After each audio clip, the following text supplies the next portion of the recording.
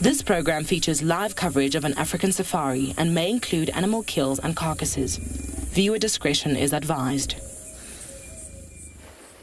Another fine morning here in the Sabi Sand at Djuma Game Reserve. The sun is just peeking out, but you can see lots and lots of cloud cover, and we have plenty of plans. You know, this overcast weather, wild dogs, maybe a leopard. In fact, I want a leopard, and we're going to check out the Hyena Den. So exciting stuff on this wonderful fine day. A bit of a breeze, a little chilly, but gorgeous. So jump on board, everyone, for your live safari through the African bush.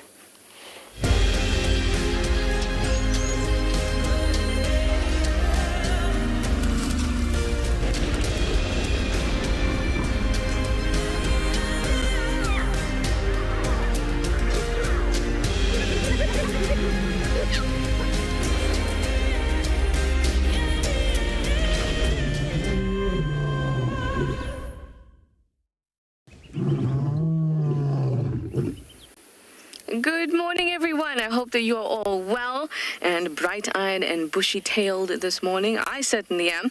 Not as bright-eyed and bushy-tailed as yesterday. I had a slightly less coffee this time, trying to control myself. But I think the bush is going to surprise me and fill in that little coffee gap that I've got. Hi, everyone. It's me, Trishala, and it's Impo on camera today in Djuma Game Reserve. And like I said, we have lots and lots of plans. I think first port of call, go down to the Hyena Den and sniff around there, because whenever I'm around there, I have a lot of space, like this expanse in quarantine, a lot of space to hear well. And that's super important in the bush. I always find that my sense of hearing is equal to the sense of sight or vision when trying to find an animal. So we're going to stop quite a lot along the way as we're driving, just to stop and listen.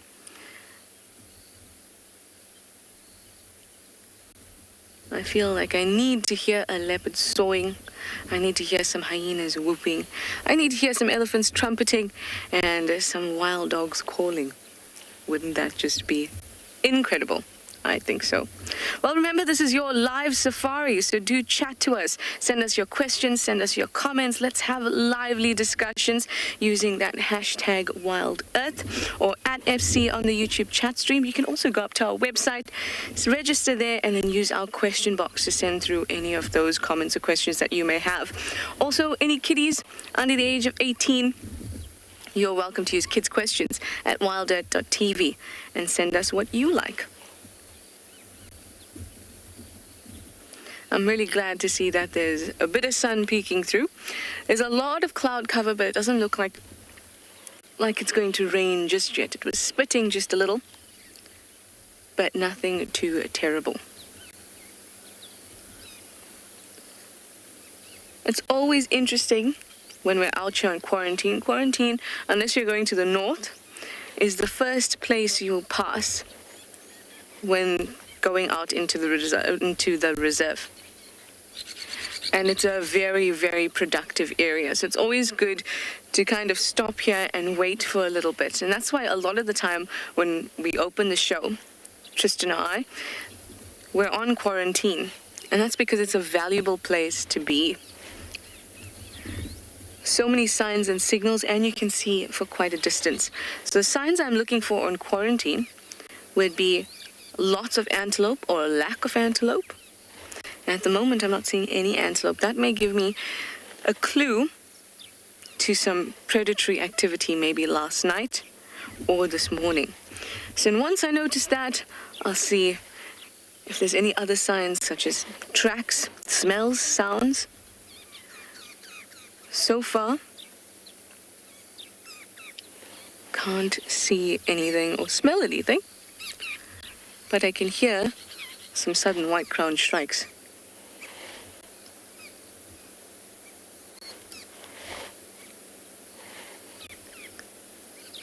Well, let's get a move on and see what the bush gives us today, with all of you on board. I love it. I love that I get to experience things here, and then you all are with me. I actually want to take... Okay, let's take this road.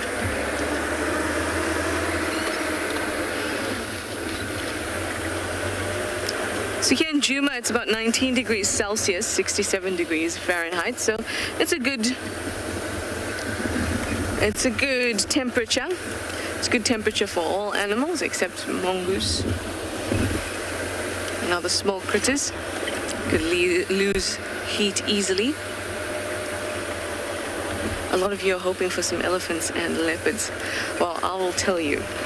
So, you know, when you're out in the bush,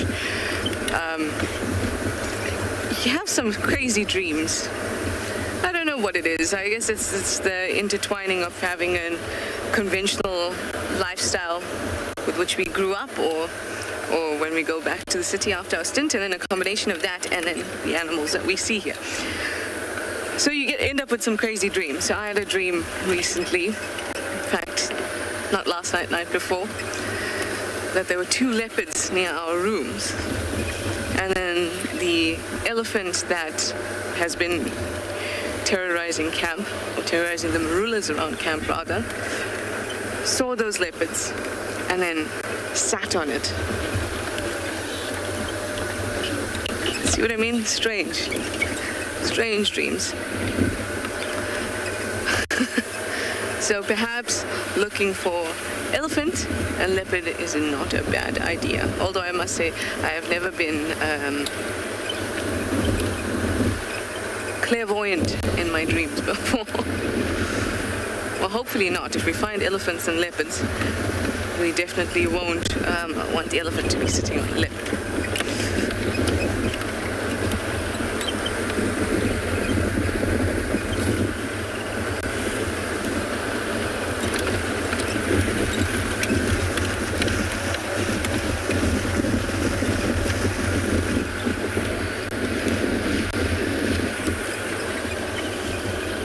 Sound of the woodland kingfisher just lets you know you're out at the right time.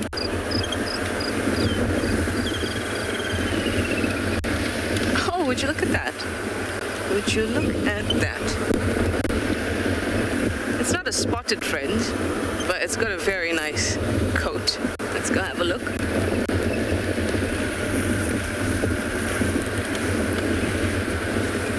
It's been a while since I've seen some of these.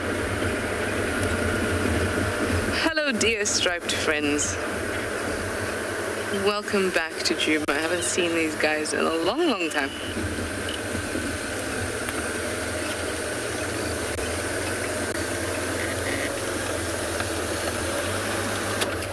I'm sure you've guessed what it is by now. If not, Paul will help you.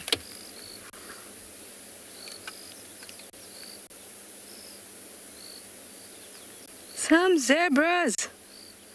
Awesome, awesome. What a wonderful way to start the morning.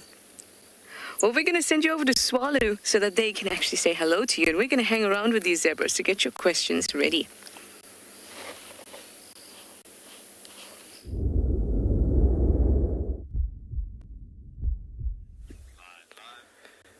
Good morning and welcome back to that fantastic, beautiful, shall I say, moonset. That is just incredible. So, I'm Johan, and behind the camera this morning is Morgan, and we will be your team in the Kalahari this morning. We're going to try take you quickly back to that moon as it's quickly disappearing, actually. We watched a beautiful, I want to say, fireball this morning, actually seeing it actually disappearing as it was sitting right on the top of the dune and coming through the tree line on the top there, actually. But so beautiful seeing the reddish colors on that moon coming through, and it's because of the windy structures we had last night, and from the wind that's been blowing, it creates quite a lot of dust particles because the red soil's in the Kalahari, and so that red soil's creating red dust, and then obviously as the moon's setting, you got that whole dust pollution line basically that's in this particular spot, and then as it comes through that horizon of dust as it's setting on the western section, it literally gets to that point that you'll see that beautiful fireball shape, obviously very different as opposed to where it's straight up into the sky and whatsoever. because then you got a thin layer of dust coming through. But as it's setting in the west, you typically get to that point where you get that beautiful fireball from the red sands. So yeah, that was really special to share with you guys actually first thing in the morning as we come across. What we're going to do is we're going to travel down the road a bit this morning. We're going to look for some cheetah and see what we can do. We're going to send you over to Pridelands.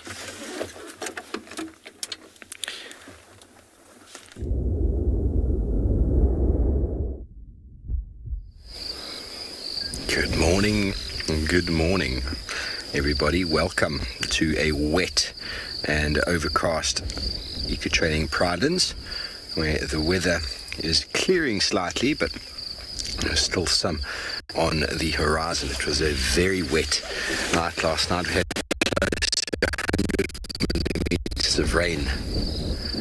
Johan and I went out, we said hello, and then down came the storm. Hello everybody, my name is Steve, joined by Johan on camera, and as always, very excited to have you with us here on Pridelands. And our plan for the morning is to try and sort of do some animals close to camp here, just in case the wind or the weather that is developing in front of us there doesn't bucket down on us again. We got back just in time as the heavens opened. There was that torrential downpour kind of rain. But we're here on Impala clearing with a wonderful herd of zebra. And obviously our family of impalas that are making lots of contact calls. It's going to be quiet for a moment. Don't forget to send through any questions through to us here at Pridelands that you'd like to answer.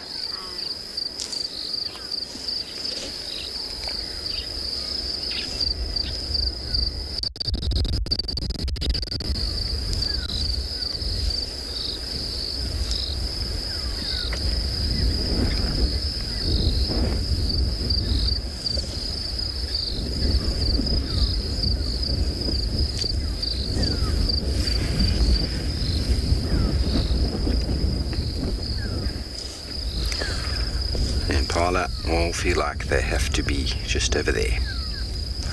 One moves and another moves, and then suddenly they off. These herbivore animals are all very susceptible to predation in the weather. First of all, the wind and rain make it very difficult for detection of predators, and now it gets very slippery. Hooves are not designed for the mud. A foot or a padded foot, far more movable, far more ability to splay open, to grab purchase in the mud, where the impala and zebra hooves slip and slide. Okay, well, we're going to move around this area, see what else we can find for you. We're going to send you back over to my good friend Njuma Trishala.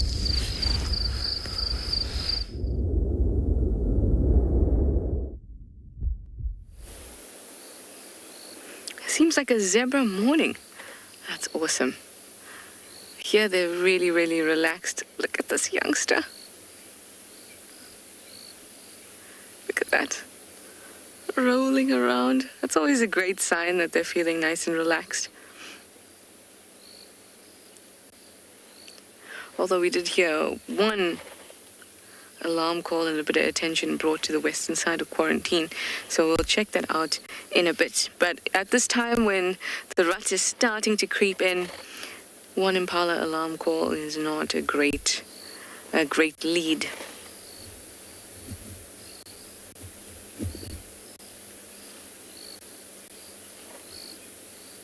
So there's about 5 of them here at the moment. One's just walked off behind us.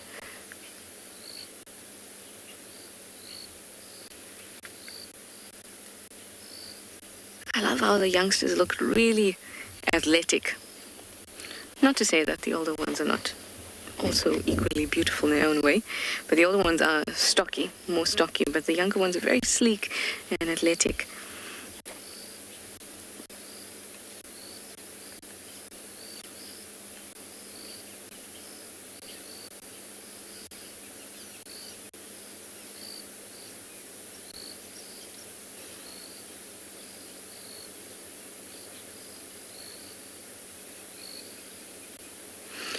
Daniel, that is an interesting question. You'd like to know if zebras mark their territory. Well, so this is a plains zebra, or Burchell zebra, formerly a Burchell zebra. And they're not territorial. So males, stallions may be territorial or protective of their harem, but they do not have a territory that they need to demarcate and to scent mark all over the place and to protect. So the difference between a territory and a home range is that a territory is an exclusive area, an area that's protected. Just hang on. An area that is protected against either a whole other herd or protected against the same sex, but it's usually protected against same sex. So, for example, leopards are territorial. So a female leopard won't let another female leopard into her territory, but she'll let other males. But zebras are not territorial. Plain zebras are not territorial, but they do have a home range. A home range is an area of movement that is not exclusive. So they don't scent mark at their territory boundaries because they don't have any.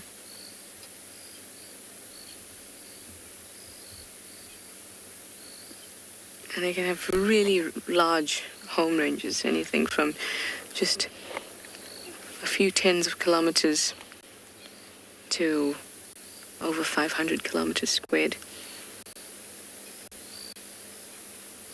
I'm just going to keep my voice a little lower while we listen.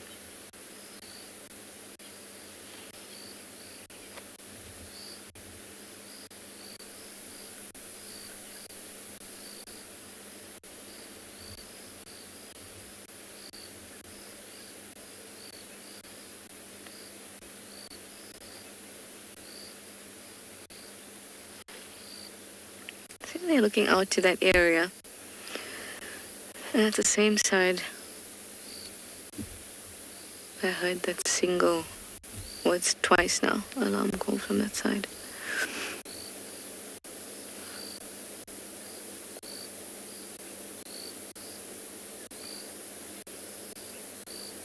Let's take a look. It's been a while since I've been on Western quarantine, and that's the direction from which the sound is coming and that they're looking in.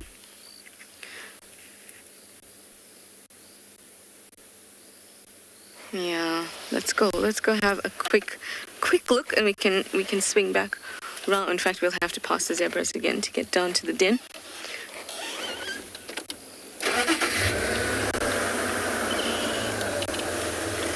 Oh, a few drops of rain, but nothing crazy.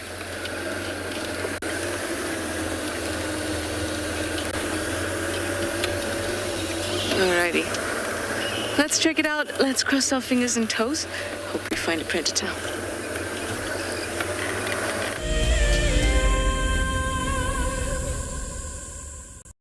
February is the month of love, and nature is no exception.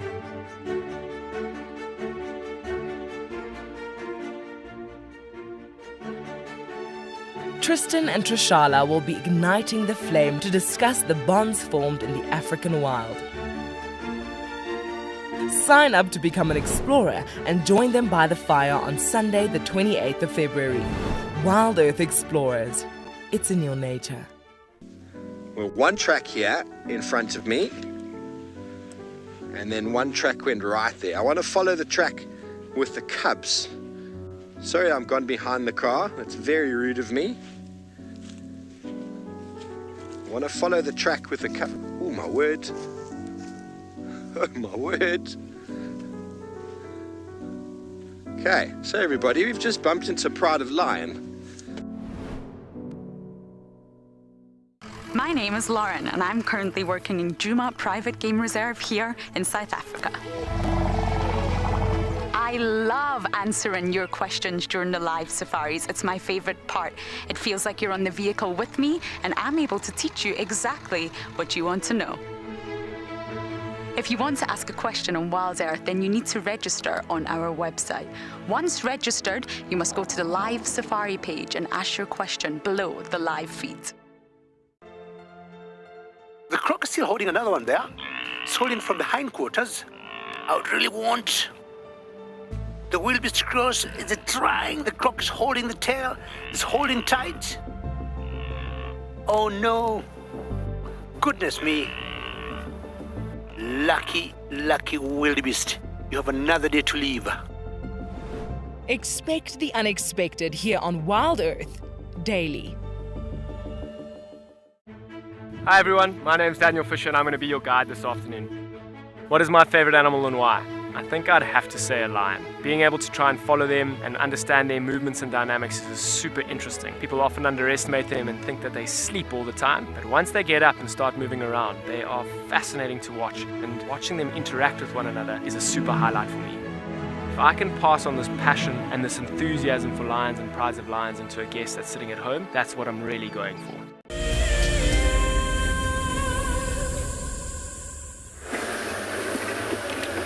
Well, we are now on the western side of quarantine,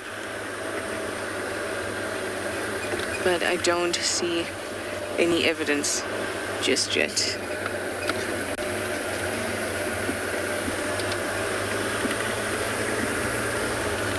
But eyes are peeled.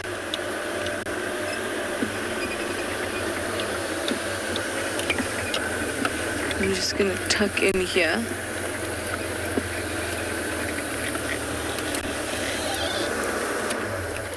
And let's have a nice look around. Ooh. There's a very, very long spider web near me. I don't see anything of interest just yet. Well, at least in terms of interest of what we were looking at, or what we were looking for. And no sounds to help us either.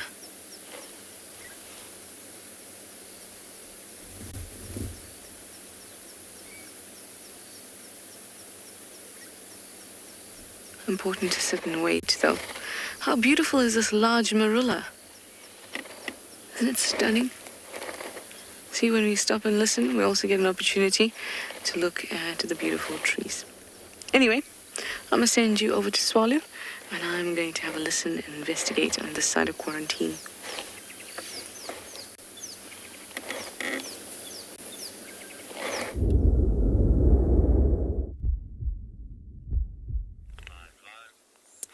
Welcome back to Tswalu. We have, as we've just literally come through this area further south and west on the reserve, we're looking for cheetah tracks, and suddenly we come across this beautiful Porcupine Coil. Now, this is very interesting, thinking about how the Kalahari system works, especially talking about if you start talking about defense mechanisms and things, how animals actually survive in a given area like this. And the porcupine speaks loud and clear about defense mechanisms as you look at this particular coil structure that you see here. Now, just to give you a bit of idea where this coil actually fits into a porcupine's picture, basically, if you can zoom in a bit here, Morgan. You can see there, if we look at this porcupines have got several different functional coils, and this particular coil is part of this short, well, not short, but it's a shorter type of coil as opposed to the long ones that you see there. And looking at this ones over here, basically, that's the hard structured coil. That's the one that we've picked up on, actually. And those ones are the ones that he generally defends himself with. So on this picture, you'll see that the coils are quite like sort of erected, and it's sort of like it's pulled over the whole body. It's because this particular porcupine was most probably disturbed quite a bit, and they erect the coils like that, and that actually opens it up on the skin. And so he doesn't shoot out the coils like the typical cartoon character situation formations and so on. So it gets to a point where that loosens up, and then whenever something touches it or tries to attack it, then that is the coil that he protects himself, because it's hard, stocky, as well as being in a situation of basically protecting itself, like a sharp like spine or a thorn or something like that. But you're looking at a situation like also there's these different functional coils on the top of the head actually as well, Morgan, if we can zoom in here again quickly.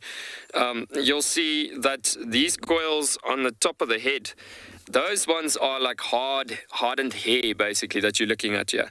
So, excuse me, so you'll find on those guys, it literally, because a porcupine has got a very soft head on the skin section, so on, that is what unfolds, it literally folds down and protecting the head from that point of view, but it's not nearby as sharp and spiny as that shorter coils that we looked at. If you look at this one on the top end here, you can see that one is just a longer, harder coil, just protecting the neck and the backbone material structure there. As I said, that coil, that's the one that literally gets to the point that will be sharp and spiny, as in the knives or the spines that he carries. And then the short little black ones all over the body that you can see there. So those little black ones all over the body is little short, well, like tiny little ones actually, that's quite hard actually. And that is just to cover the soft underbelly, the legs and everything down there. But the priceless situation here on this situation, if you look at the tail coils, I don't know if we'll be able to see it that nicely on this porcupine, but yeah, the tail is a short tail, but it's got hollow coils all around the bottom of the tail as it is. I want to, if I can block it off like that, that coil's at the bottom end below my finger. So that's it's straw-like coils actually. And so I don't know if you ever have done the situation where you stick a straw down a glass of water and you literally get to a point where you obviously fill it up with water and you close the butt in top of the straw, and then it gets to a point that it'll literally keep the water in that straw. So these coils, porcupines would go off to water holes and water points and so on, and they will actually reverse their bum into the water. Those straw-like coils will then get to a point where they suck up the water, do exactly like the straw with a glass of water, and then they go back to the burrow systems where they've got like a family unity that stays in that. Like it typically starts where you'll have like a aardvark that digs a hole, and a family of porcupines after the aardvark is left after 2 weeks or so would come and arrive, and they would mate and have the youngsters within that hole. And then once the male or the female has gone off to the water point, when they go out for the evening foraging, they literally store the water in that hollow coils, straw-like coils, and they take it back to the burrow system, and the youngsters will drink at that burrow system from those straw-like tail coils as it is. But yeah, I mean, that's incredible thinking about it, how nature is so wonderfully designed in that formation, thinking about how it works together for survival, from coils protecting itself like that formation up to being so hard. I mean, if you look at that as it's bending and so on, and you can't really bend it as it is, but from sharp protection to survival methods to straw-like carrying water coils as it is, really special. We're going to send you over to another beautiful destination.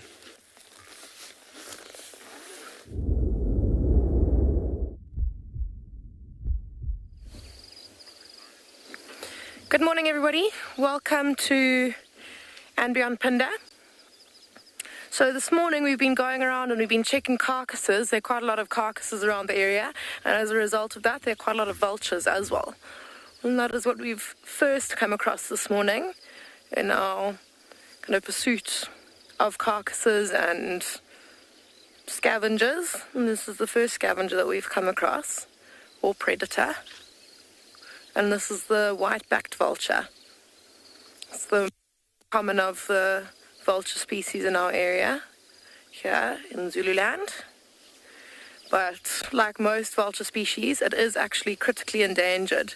Maybe one of the wider ranging species, but quite a lot of the vulture species are actually critically endangered due to poaching, unfortunately. I'm Kim, and behind camera today we've got Simon. Yeah, so I mean, we've been checking carcasses, and the reason there are so many carcasses at the moment is we had quite a big storm a couple of days ago, and 2 giraffes were struck by lightning. And I don't think I have to go into that too much, just logic will tell you because of their height makes them susceptible to dangers such as lightning strikes. and unfortunately 2 succumbed to that fate the other night. So there has been quite a lot of vulture activity around those 2 carcasses. There's also a dead buffalo, which I think that Chad was with last night, with you all, if you were watching last night. We did check that buffalo this morning, and the lions that were there have moved away. And these vultures are actually quite far away from any carcass at the moment. So there may be a carcass inside of this bush that we can see in front of us, or they might have just flown away from the other carcasses to get a bit of a rest from the activity around there. There's often it's quite an active scene being around a carcass in terms of scavengers. There's lots of fighting and hissing over the carcass, especially when there's a whole bunch of vultures. It's an extremely noisy and yeah, it's a very noisy scene.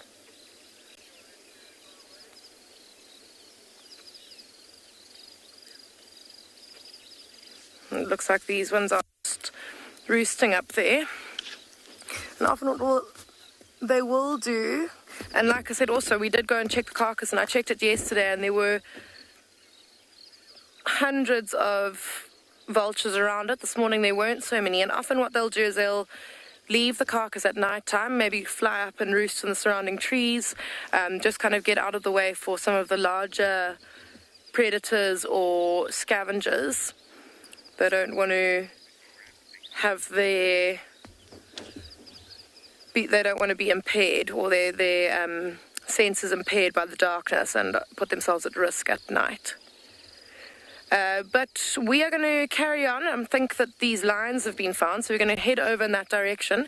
And while we do that, we're going to send you over to Pridelands.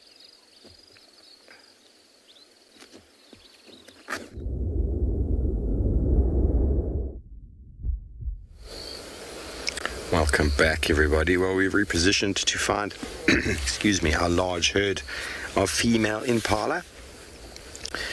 Now just on the other side of the drainage, I think, trying to escape the wind. Excuse me. I think I have a frog in my throat. Now what's interesting is there's no adult male with this group of ladies.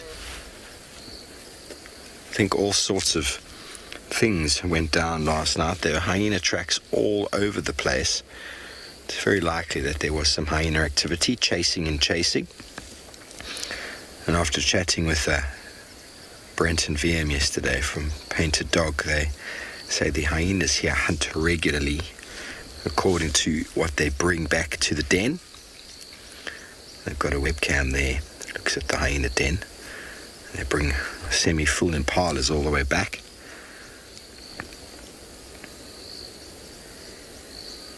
Don't have a huge lion population in this area at the moment. There's one lioness that's been hanging around, and soon I'm sure there will be a pride establishing itself within this area. But there are certainly leopard. We've had many tracks. And as discussed before, these animals, they don't do very well in the wet. You can see how wet the ground is around their feet.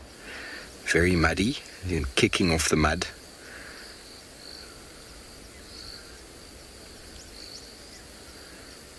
And just in our camp last night, we were slipping and sliding.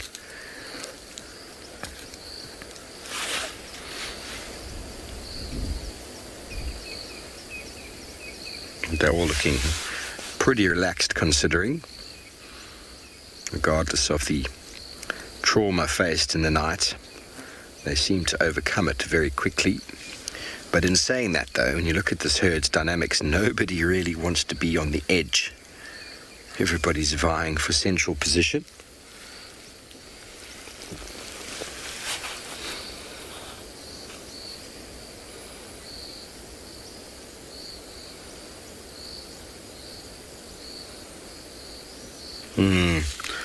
They are in very good condition, everybody. This year, all the animals are going to look very, very good and healthy. Plenty of food around. And after this rain, any sort of wilting of the vegetation is going to be reversed once again. Many of our wildflowers will probably resurface. Many of the grasses that have gone to seed might reseed again.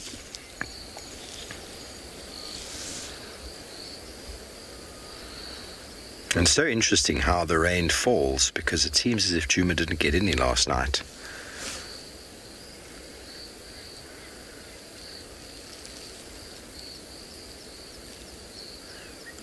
It rained and rained and rained during the show, and then we were back at our tents, and the lightning and thunder rolled over camp once again in the middle of the night with enormous amounts of rain. Ooh. What's going on, ladies? You're a bit jumpy.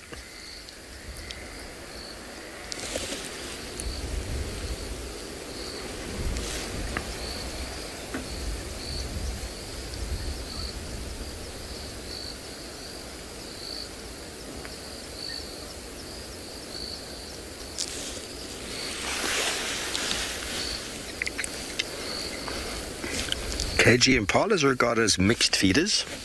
It's one of their evolution adaptations that sort of sets them above some of the other herbivores.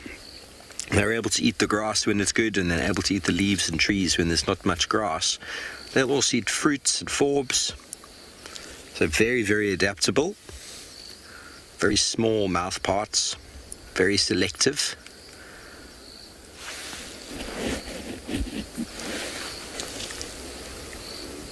So you get the three types. You get grazers exclusively, browsers exclusively, and then mixed feeders. But even the grazers will take a small amount of leaf, and the browsers a small amount of grass. But essentially, they feed primarily on their favored foods, whereas the mixed feeders, impala, nyala, for the most part, very selective. Bushbuck, taking all the good stuff that comes and goes.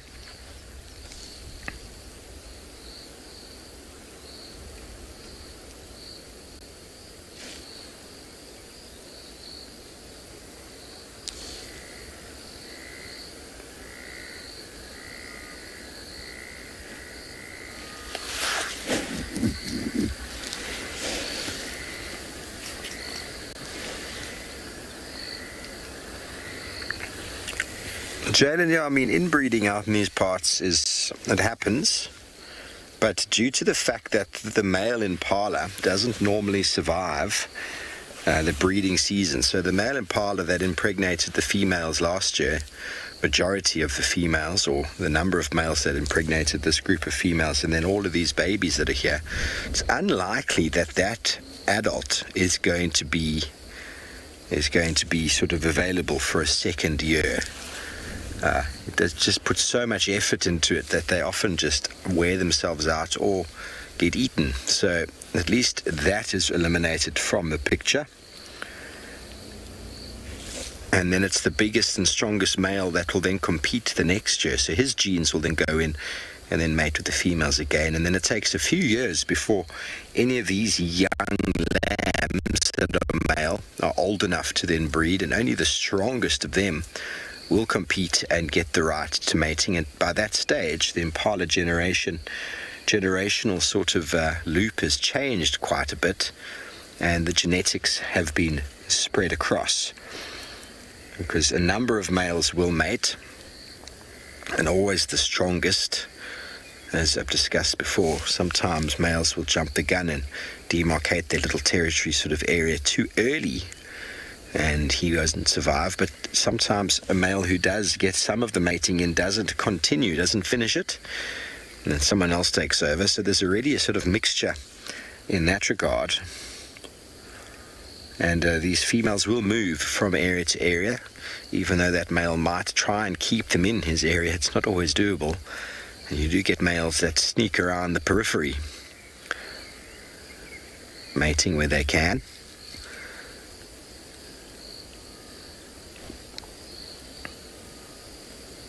So basically in natural populations where There's natural predation, there's wide open spaces and natural movement of animals from one area to an area. Inbreeding is eliminated to a massive degree, but it still does occur.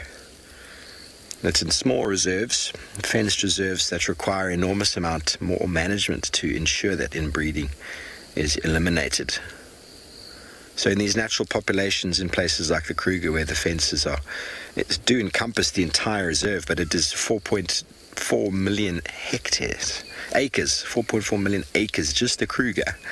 That's not including all of the other smaller reserves around, like Pridelands has been included in with Bulule, the Sabi Sands. Oh, Mom, can I tell you something? Just something quickly in your ear. Last night I was so scared. There's a little bit of aloe grooming going on over there.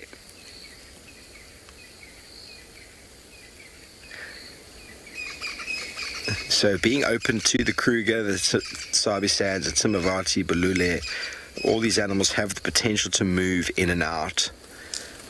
Although impala do become quite sedentary, which means staying in one place, there's nothing to stop individuals moving from one population to another. And what happens in breeding is it leads to deformities. That spurfowl is going to come through the middle and show us his boss. What happens with inbreeding is it leads to deformities, it leads to loss of genetic fitness, it leads to individuals not being able to be as physical, might even lead to deformed horns or misshapen horns, which will then prevent a male impala from competing.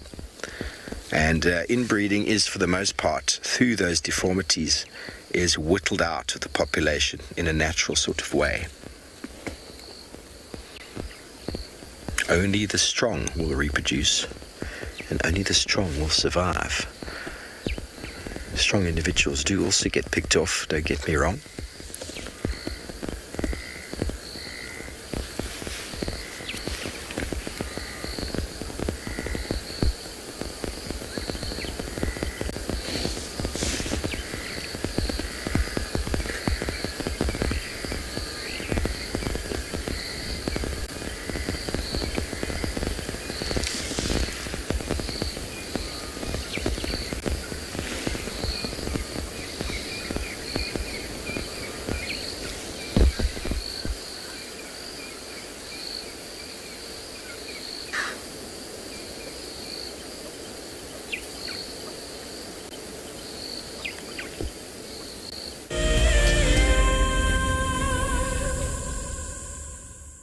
When on safari, there's nothing better than an evening spent under the stars chatting around a fire, with the sounds of the wild all around you.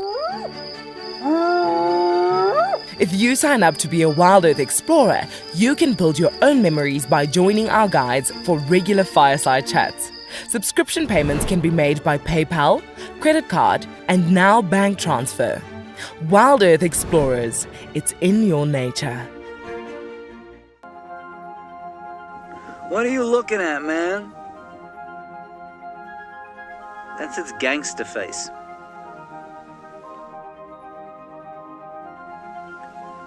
It has the manners of a common variety vagabond. Look at it, chewing with its mouth open like that.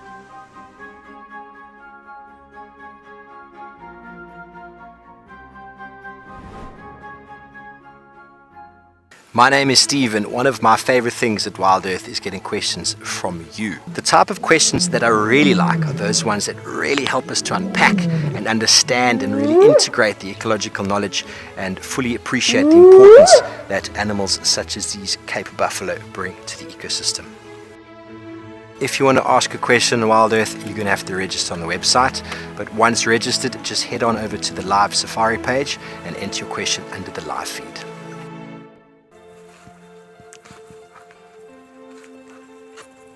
Hello, Mama. Just checking us out, everybody. There's no aggression here. Very relaxed. A herd of elephants moving around your car like that is truly, truly magical. Tune into Wild Earth every single day. It's in your nature. Africa is very special, and when you come down here, even when you're watching through our camera, the landscapes change from desert to bushveld to up in the Masai Mara where there's grassland. That means that the biodiversity changes as we move along Africa. And what I love most about connecting with you guys is the fact that I get to share these wonderful experiences with thousands of people. Catch up with the guides daily here on Wild Earth.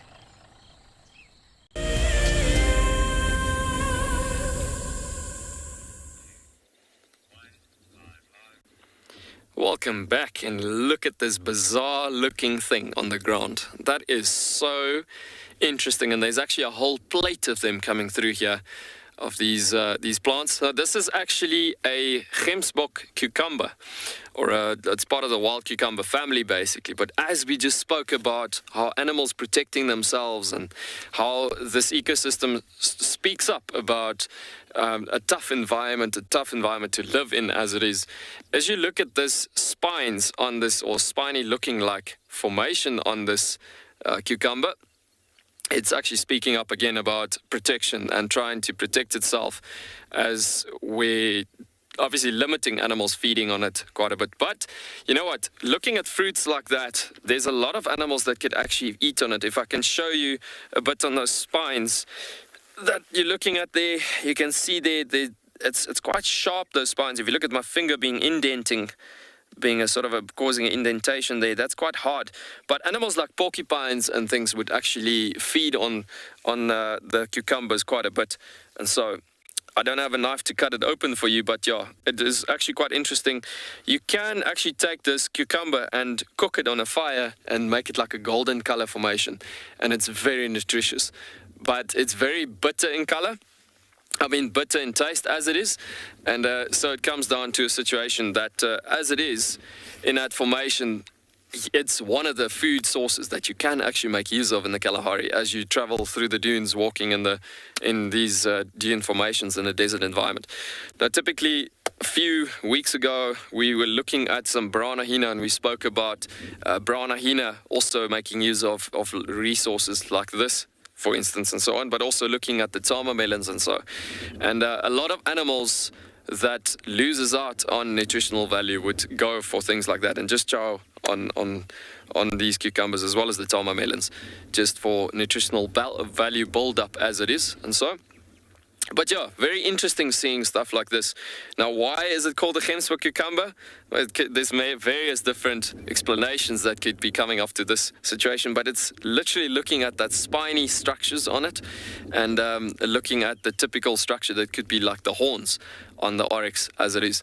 We're going to show you once more, one last shot there of the cucumber, and then we're going to continue going a bit further down this dune street and see what we can see coming over across. But yeah, just wanted to show you the resources that the Kalahari is also providing the area with for survival strategies and structures, as we've been talking about it over the couple of days that's been passing by and so on.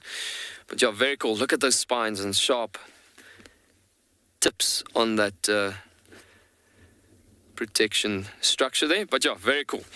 Let's take a drive down the road, and we're going to continue looking for this cheetah down in this area and see what we can get. Now, typically, as I was saying to Morgan this morning, driving through an area like this, the dune tops are very, very nicely highlighted in the tops of the dune streets, basically, at this point. And so it is in this situation that it's good enough for cheetah as well as wild dogs, especially hunting perfectly in the dunes, to come up to these peaks of these dunes and scout early morning over the area. Obviously, as you can see in front of us, having to look at the sunlight highlighting quite a lot of materials in front, it's a fantastic time for them to hunt, while the nutritional value is extremely high still in the early morning, and the plants and everything. So as animals like even the brown hyena or something like that, even porcupines coming through the area, feeding on those fruits that we've been, well, the actual greenery like the Hemsbok cucumber in the environment, that is basically in a situation where other animals come through, like your predating type of predators coming through, hunting on animals consuming on this environment. You can see there's another Hemsbok Cucumber that's coming past. But yeah, that is why we're covering the dunes at the moment. And just going to continue going through here and see if we could get those cheetah that we were looking for this morning. We still haven't really got tracks yet, but we're going to continue looking over these dunes as it's one of the best homes, for one of the good homes for cheetah in this environment. We're going to send you over to Pinda.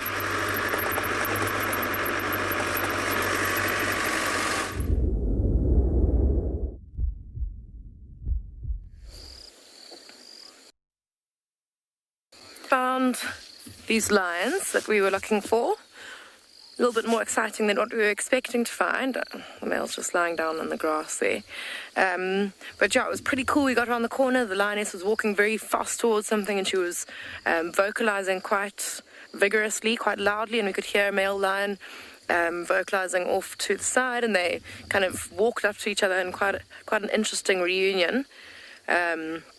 It's always interesting with lions because the lioness was acting all excited to see the male walking quite fast towards him, but then as soon as he arrived, oh, big yawn, she gave him a few claps across the face with her paw, so not seemingly very happy. But yeah, he's been sniffing her and kind of following her around just in the short time that we've been with them. They've covered a bit of distance where he's just been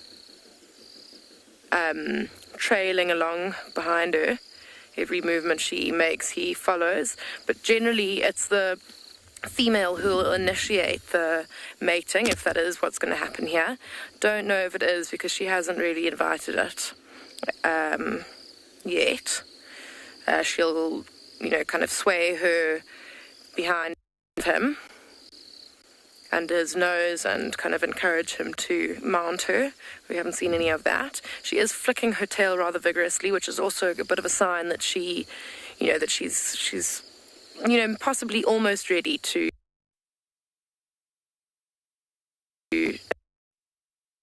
calling her aggressive in her telling him to get away.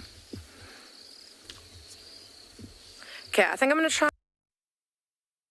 because they actually are on a road there. I'm just worried about losing you as we move closer, but let's have a go.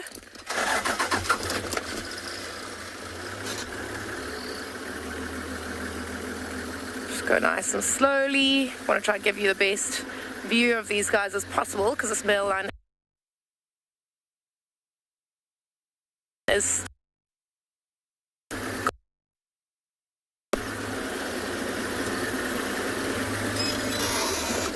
there you go. It's also quite pretty with the sun shining through his mane from behind there.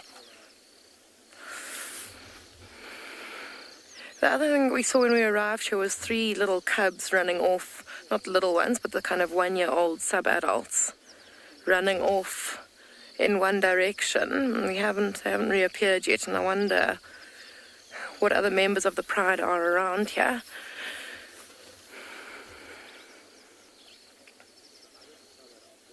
And it looks like now, if this female's left those 3 to come away with the male, it might also be another sign that she might be ready to mate. There you go. See that flicking of the tail? That's, he's not doing it. That's a sign that she is kind of inviting it.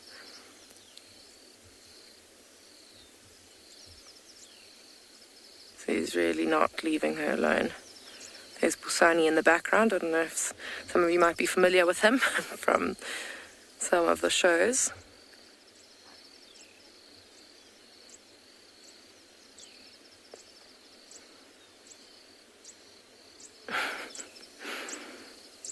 I wonder where they are off to.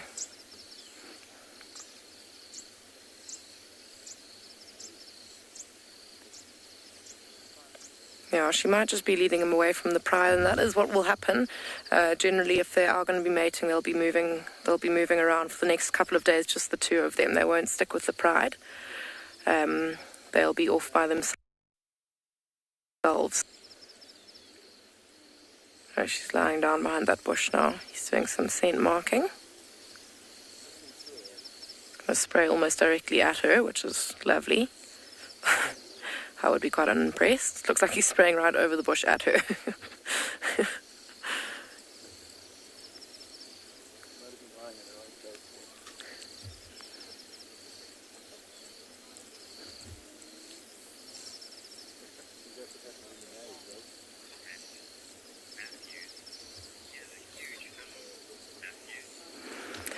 Yeah, Matthews, they're pretty big.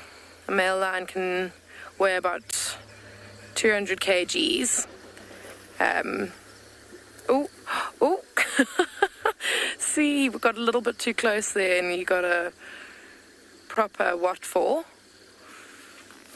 I think we'll just let them settle a bit. I think he's a little bit shocked that he got that reaction from her, plus the noise of the vehicles moving. We'll just let them settle a bit, and then I think I'll also try and get a little bit closer. Shame, I mean, he hardly tried too hard there. He just tried to have a little sniff, because I don't know if you saw that she actually urinated a little bit, and he was just trying to smell that urine and see if his pursuits are going to be productive. All right, we're going to get a bit closer. While we do that, we're going to send you over to Trish.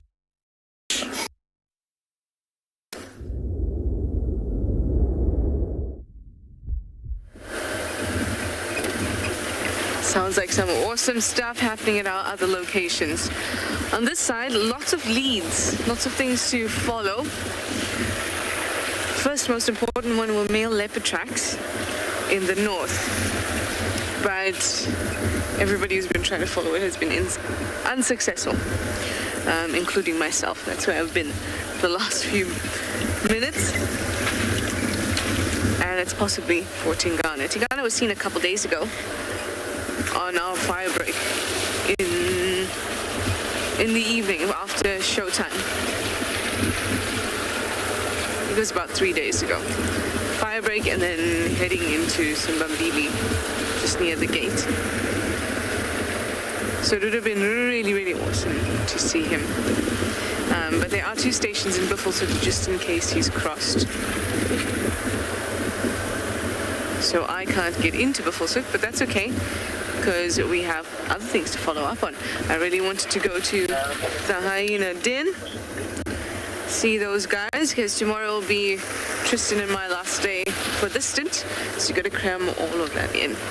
So I'm going to head down there, also check out on tracks and stuff, and I'm send you over to Tswalu.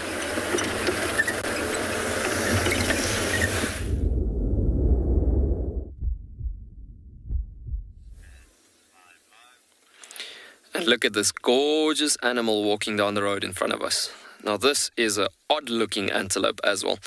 A couple of days ago, if you remember what we've been seeing, we've actually framed up a beautiful sable antelope. Now this is another subspecies of that family unity that we're looking at here, is a roan antelope. So roan antelope is quite an endangered species of antelope that you find in Africa. And they used to occur in this northwestern corner of South Africa, all the way across to the areas of Zambia, Zimbabwe, areas like that. You could find some of them as well. But yeah, such a gorgeous species, looking at that rusty color, the beautiful coloration. What I'm going to do is we're going to just pull a bit forward and just see if we can get a bit closer there, just to have a good look at these facial structures and everything. That's very beautiful, seeing the detailed markings on this antelope. Really, really gorgeous.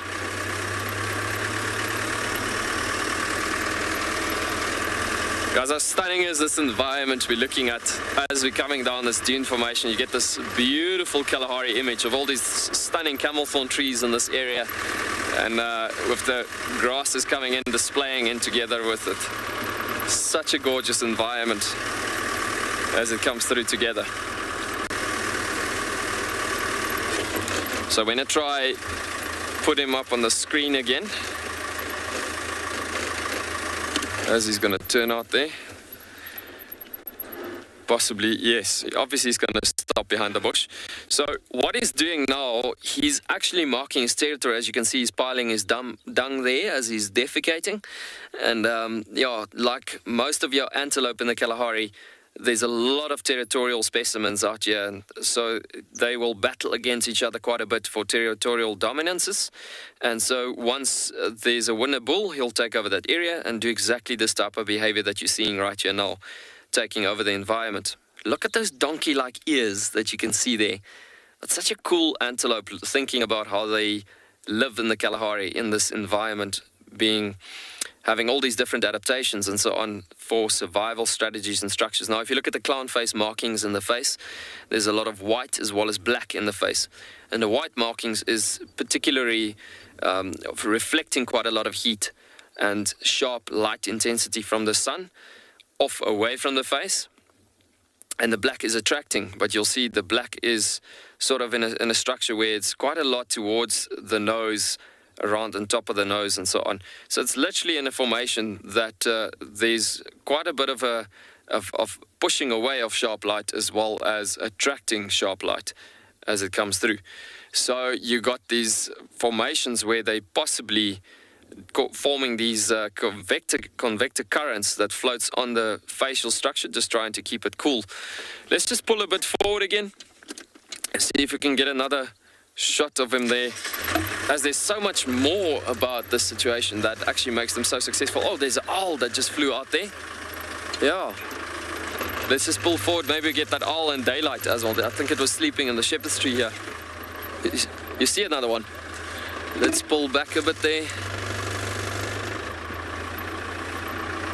Yes, that's cool, man. So the spotted eagle owls will sleep in these shepherd's trees quite a bit forward. Okay, just stop me when you got it there. Morgan is sitting on a bit of a higher angle here. Oh, there we go. He's hopping around there. So he's just hopping around. It must be a nest that is in there, actually, that was coming in across. You can see just the movement in amongst the little twigs and the moving branches. There we go. There's a bit of a head coming out.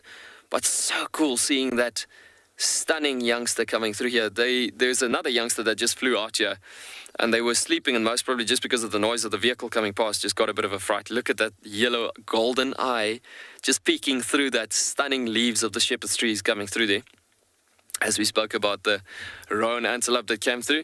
But yeah, looking at that owl, I mean, that is so fantastic.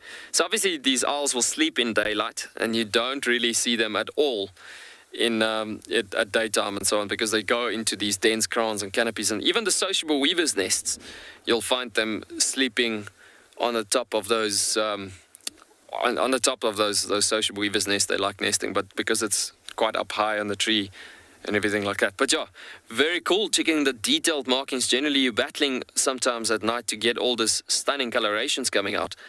But yeah, beautiful seeing this guy in the tops of the branches. Now, why did they choose such dense destinations and places to actually sleep and tuck themselves within and so on? Because it's a good covering with that stunning splash coloration that he has, with the dotting, spotting formation that he blends in of the crown and the thick crown of the shepherd's tree that he's sitting in. So you could easily see how you could miss this animal by just driving past, just because of the coloration that he's got there. But how stunning is that golden yellow eyes that you see there. And there you can see the coloration of the spotted markings coming through. Very cool.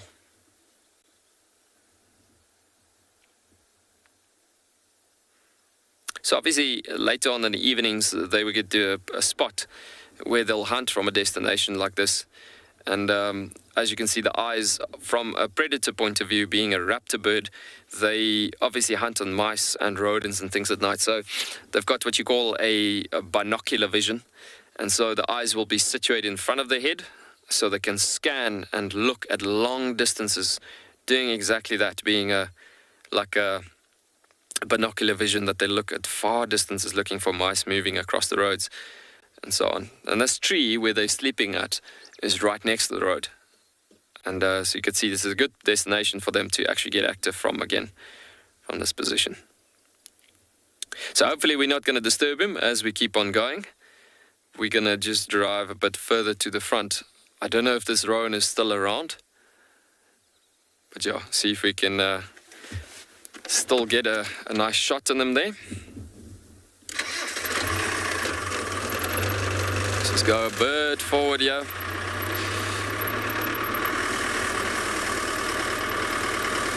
Yeah, no, definitely I agree with everybody else saying that they're amazed to see an owl in daylight at Tswalu. That is definitely a fantastic sighting. It's always nice to see the day active animal, or the nocturnal animals being active at daytime in this area. It looks like our roan antelope moved off. Oh, there he is, actually through the dense bushes there. We'll try to frame him up again as we go through.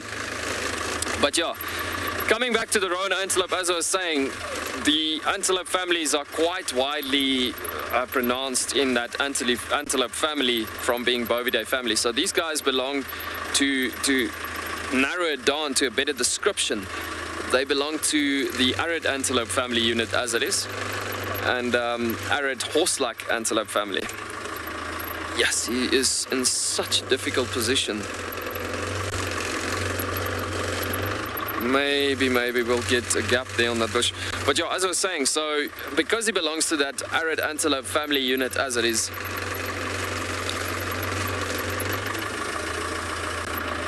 Starlight, you wondering if all antelope have horns? Starlight, that's a very good question. There are some antelope that doesn't have horns, like the female antelope, especially of some specimens and so on. You'll have like the male version of a waterbuck, for instance, will have horns, the females doesn't. Impala is obviously the same thing. You'll have males having that beautiful horns that go straight upwards and it flares out to the sides. Whereas if you look at your females of those antelope, they don't represent horns. And typically those animals that doesn't have horns on that female antelope, it's just because they live in big herds and they generally have territorial males that looks after them. And those guys would be rather, shall I say, hyped up on their senses in safety and numbers unity as it comes through, as they help each other out rather in good sight and protecting each other in that formation, and rather get out of the area to avoid confrontation and so on. So I wanted to frame that roan antelope again, but yeah, he's gone into such a difficult position there. We're going to see if we can rather get another one. But as I was saying with the roan antelope, as they belong to that Hippotragini tribe, as they belong to the arid horse-like antelope family, they get to that point where they have got all these adaptations and all these cooling mechanisms that they have to get to that point where they can survive in this hot climate environment. Their big nasal cavities and the nostrils that they have, it gets to a point that, well, they've one of the antelope with the biggest nasal cavities and nostrils. So as it is that they breathe in a lot of cool air, and that nasal cavity is literally being in a situation, in a formation where the blood, one of the main veins flowing right underneath those cavities, and the oxygenated blood passing through underneath that cavities, passing straight through the brain, is having that oxygenated, cooled down blood that passes through the most important organ, being the brain, and that cools down the body immediately in that formation. So proper adaptations and designs for these animals, shall I say, that is made to survive in this environment. Very gorgeous. So we're still looking for these cheetah tracks as we continue going west. About 3 days ago, I had a fantastic mother with 3 young sub-adults, or young adults, shall I say, that's been coming through in the dunes further northwest of here, and this is why we're missioning off into that direction. Now, these animals will respond quite a bit on wind direction, wind movement, and so on. So as the wind was blowing from the north, from the rainy direction, or where the conditions comes from generally, it's been pushing from that side, because these animals all hunt skew into the wind or upwind. So I would presume that we should be going further north from that last position where I had that cheetahs actually the last couple of days. So we're going to just continue going further northwest and see if we can get some of their tracks, track them furthermore, possibly get them scouting over a dune top. Be very special.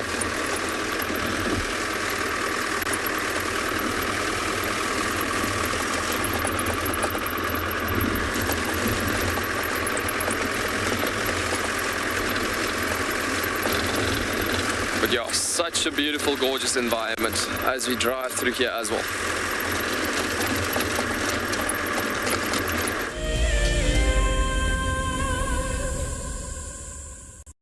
February is the month of love, and nature is no exception.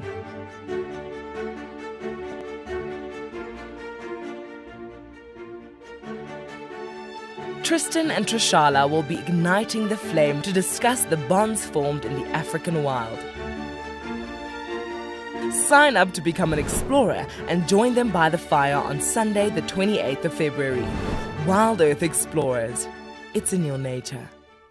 Oh, my dear, I do find you most attractive when you're covered in bird lice. Oh, Charles, I love it when you peck at my head and clean the bird lice off me.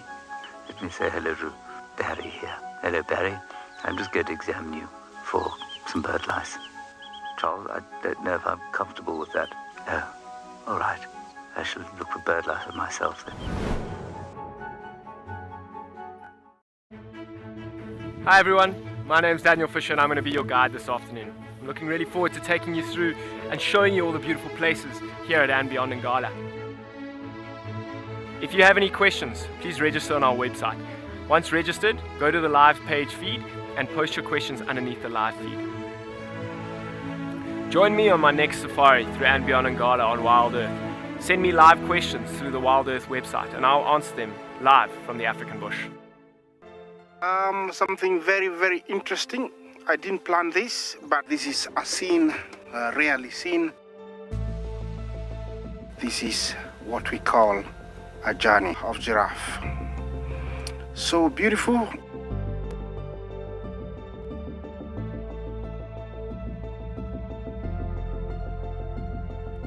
Tune into Wild Earth every single day. It's in your nature. What makes and beyond Pinda Private Game Reserve so special is our massive array of habitats. And with that comes, of course, a beautiful diversity of landscapes, but also an incredible biodiversity in terms of plants, bird life and animal life, as well as, of course, our conservation success stories with cheetah, with rhinos, now with pangolins too. Catch up with the guides daily here on Wild Earth.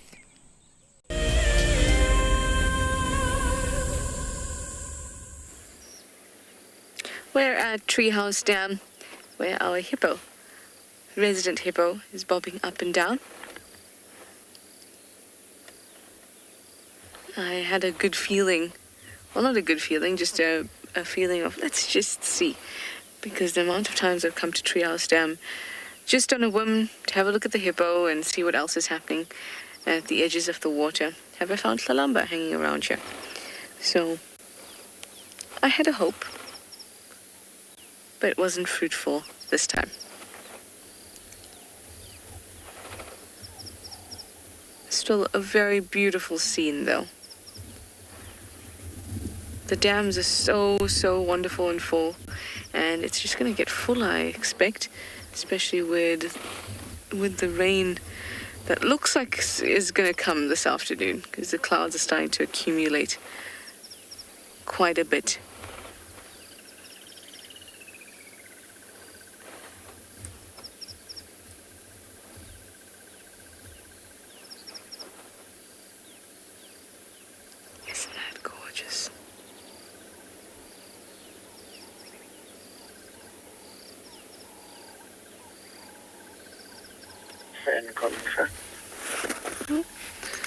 Game drive radio, let's just turn you off for now.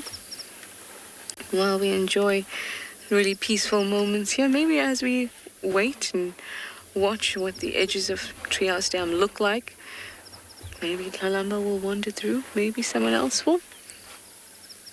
We wouldn't know until we just stop and listen.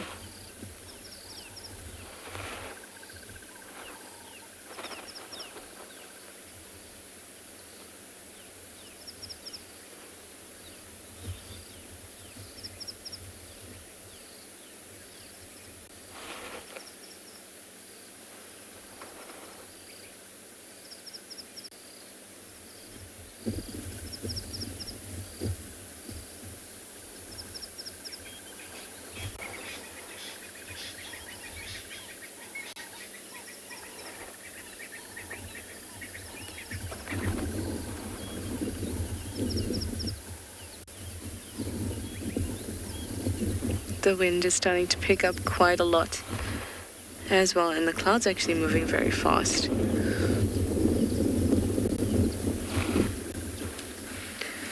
So we're gonna stick around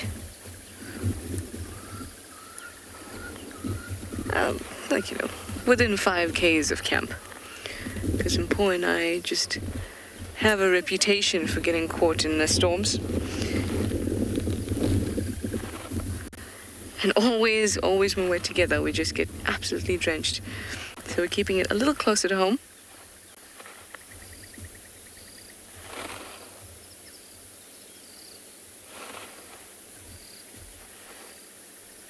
And being at Treehouse Dam, I'm sure you know what's right behind me, or between Treehouse Dam and Philemon's Dip, is the Hyena Den. So let's go and pay our little cubs a visit.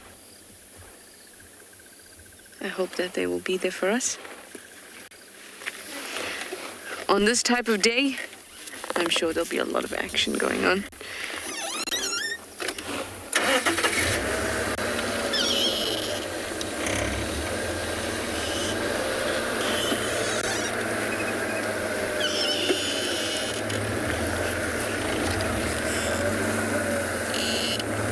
This is where we had our male fiddler crab,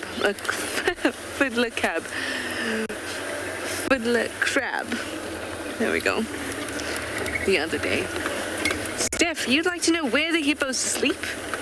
They sleep in the water. There's 2 things that they could do.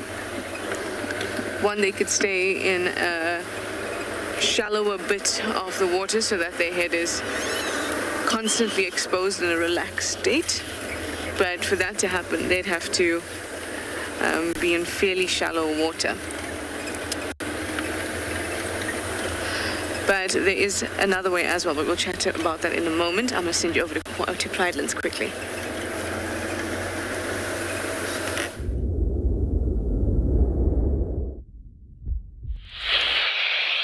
Morning everybody. Go ahead, Renat, you're most welcome to make your way. She's mobile on westerly direction. Sorry, east. Morning everybody, sorry about that. We found a lioness. Is this Lagatha?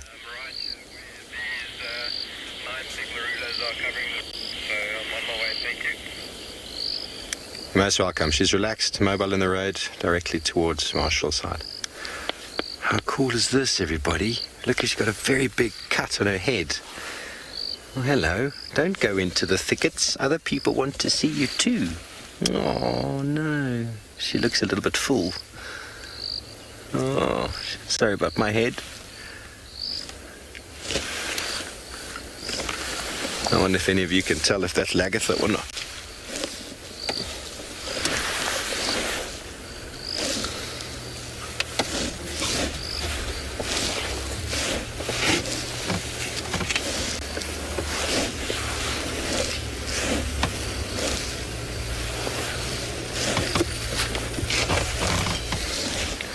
How cool is that?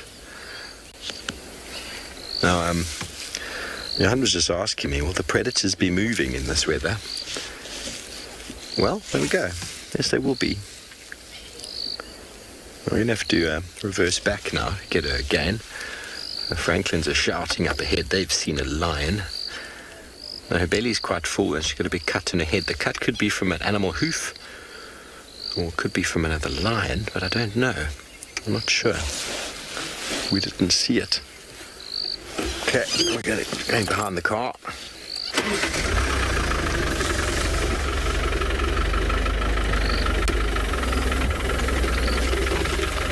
Unfortunately, we can't show it to you at the moment. There's someone in the way. Back on the road she goes. So, we already found a lioness. How cool is that? We've been trying to find something this morning.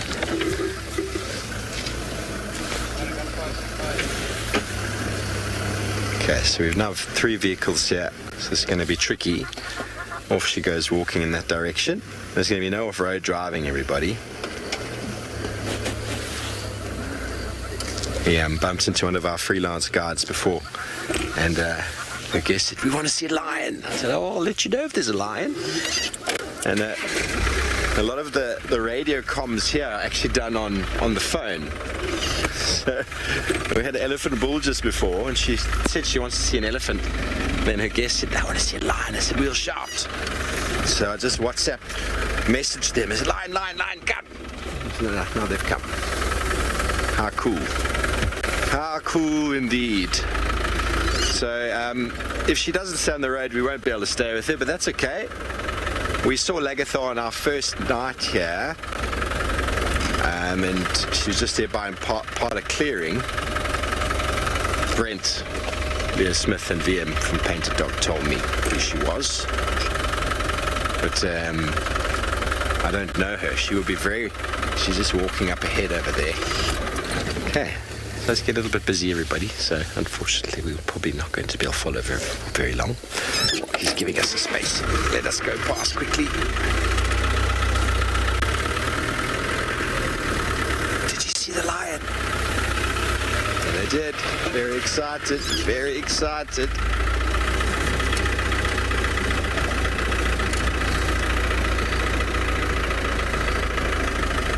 I mean, sort of a hierarchy. I didn't hear you scream, man. So there's kind of like I wouldn't say dominance, Mina. There's not really a dominance or anything like that, but there's what we call sort of age. The oldest females generally lead the way. They garner the most amount of respect and that sort of thing, but you wouldn't call it a hierarchy, not like what we see in hyena or anything like that. And she does look rather full, doesn't she? She does look rather full. But she also looks like she's lactating, so I don't think that is Lagatha. No, ooh. That is a lioness with suckle marks, but old. Apparently Lagatha is a new little lioness, everybody, so as far as I'm aware, she shouldn't have a tummy like that.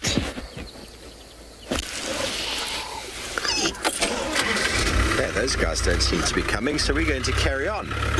Sorry about my head. Sorry about that, Johan.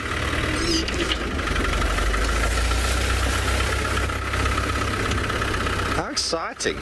So some of you seem to think it's Lagatha, but she's got a belly on her, which looks like it's a food belly, but as far as I was aware, Lagatha was a young lioness and hadn't had cubs before, whereas this one's mammary glands are indicating otherwise to me. Well, this lioness has definitely had before. She's got a proper little belly on her, unless Sunny Lagatha has suddenly become completely pregnant and is about to burst, which is not impossible. But when we saw her the other day, we didn't get a proper view of her body. As she goes around there, we'll just do one more leapfrog before this other car comes. Johan, let me just go quickly. One more leapfrog, and then we can follow her for a little bit, and then we'll just move over. Leapfrog, everyone, it's just one car, one car, one car, one car. Just when the animal's moving in the road like this, it gives everybody the opportunity to have a look. And she is moving towards Impala Plains area where all of those animals were. The cut on the head looks very painful. But they heal, everybody. Don't worry about it. These animals have the most uncanny ability to heal the most heinous looking wounds.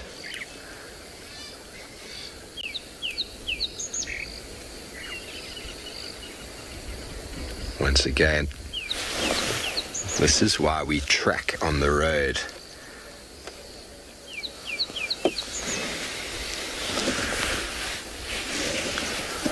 Paul, I'm not sure if it is Lagatha. Lagatha was on her own because her mom and maybe other sisters got killed and that left on her own. But if a lioness is heavily pregnant and looking to den, she could be on her own. And they do often let's go again. They do often end up on their own if they lose the pride. They don't essentially have to be with the pride all the time, but they choose to. And as I said about earlier, that there aren't an enormous amount of lions in this area as far as I've known. Lagatha's been one, but there were lion tracks around HQ yesterday, there were lion tracks that side the day before, so there's nothing stopping these animals from moving in. They move in response to food, and they also move in response to lack of territory. So if there's an open space and no animal has demarcated this territory, there's no scent marking, there's no one calling from this side, there's nothing stopping. She's going to go onto that termite mound. Let me just move forward a little bit for you. You can stay on her. There's nothing stopping her from claiming it. Nothing at all. You know, territories are demarcated. Territories are scent marked. Territories, they call. And if there's no lions calling from this area, then you can move in. It's like a vacant land, everybody. There's no real estate, there's no deals made, there's no I need to pay somebody. Lions just move in if it's available. And if someone else was there, they were demarcated very quickly afterwards. She's relaxed though.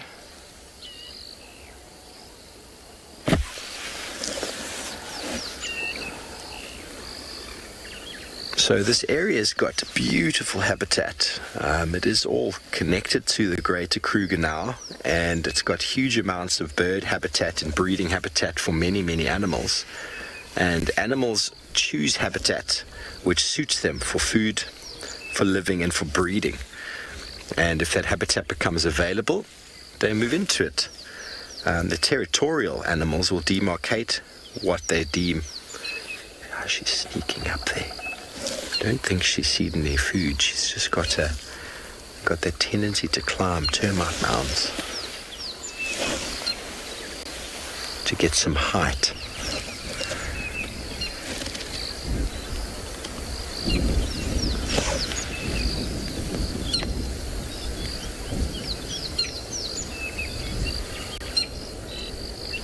So Johan and I have been moving in the same sort of area for the last week. Couple of very similar roads to maintain our signal and stay in good places, and finally, Jan, we got a cat. Didn't we say we needed to find a cat before you leave? We did, eh? You said that this morning. Yes. You said that this morning. We need to find a cat before we leave. Jan's leaving on Monday morning. I'll be here still until the 9th. So if she is pregnant, I'm not saying she is, whoever this lioness is, she might even be looking for a suitable place to den. And with the lack of other lions calling in this area, there's nothing stopping her doing so. I don't know, though, if it's the wisest of decisions of a lioness who maybe comes from established territory to move out of that territory to den. It doesn't really make sense. But if there's no one else here, and it seems to be vacant, then it could be perfect. She's going to have to battle with the resident hyenas. She is looking for a warthog. She's going to dig. Okay, so this is interesting, everybody. Either she's going to go in there and sleep, or she's going to dig out a warthog. The warthogs would have stayed in the burrows because of the rain. But I'm just going to warn you, in case something does happen, that lions are very good at digging out warthogs. You don't often find leopards digging them out. They do sometimes go in, but lionesses can dig them out, and, well, it looks like she's given up already. But it's a very... Oopsie. There we go.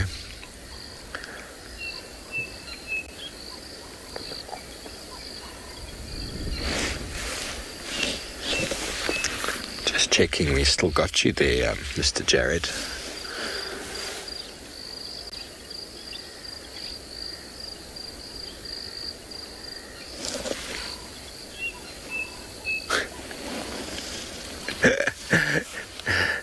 it was also in anticipation for a warthog to pop out. That could have happened. That's what she went off-road for. She obviously smelt something. You can just see the termite mound from here. Why she would be digging out a warthog if she has got a full belly is difficult to say, but it's possible that she might actually be about to burst with babies. We don't know. I can't say for certain who this is. But we shall continue, though. We shall continue.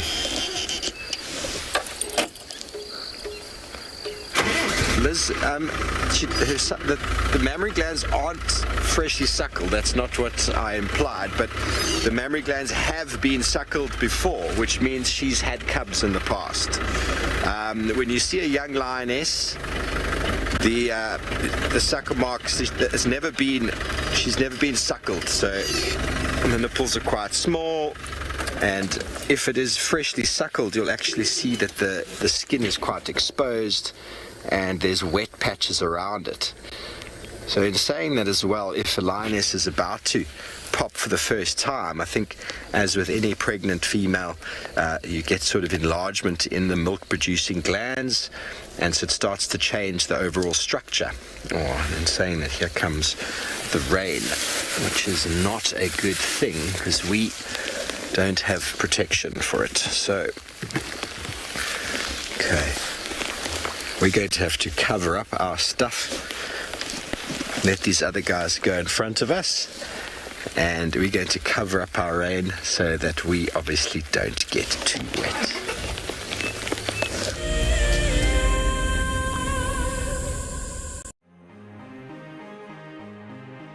Hi, I'm Sue. I'm from South Africa and I'm the incredibly lucky winner of the Tswalu competition. Tswalu has so much to offer, but we're really looking forward to the game viewing options, as going out with a personal guide who has so much knowledge will just be exceptional. Motsi Lodge looks absolutely amazing and we're so looking forward to spending time there. It really is out of this world. I only registered as an explorer towards the end of January, so when the email arrived stating that I was the winner, it took me totally by surprise. I'd just like to thank Wild Earth and Tswalu for this most incredible prize. It really is a dream come true. Wild Earth Explorers, it's in your nature. We stopped as the dusk was settling and there was a zebra mare underneath the bush. She was lying down. We didn't really know what was happening, and then we saw it. Everybody, there's a zebra giving birth there. There's a zebra giving birth. This is a zebra giving birth. Look at that. Look at that. Oh, you clever mare. Well done. It's born, everyone. It's born and it's alive and it looks fine. This was, of course, an unusual sighting. Normally, herbivores like impala and wildebeest and zebra will give birth during the middle of the day. This is when their predators like lions and hyenas are fast asleep.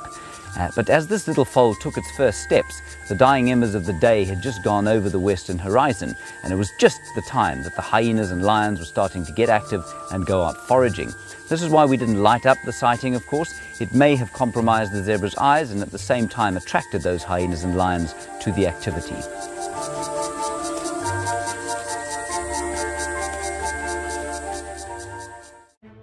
Hi, my name is Tristan Dix and I am a guide here at Djuma Private Game Reserve for Wild Earth. We love connecting you to the African bush and we always look forward to all of your questions. If you want to ask a question on Wild Earth, you'll need to register on the website. Once registered, go to our live safari page and submit a question below the live feed. Catch up with me on Wild Earth.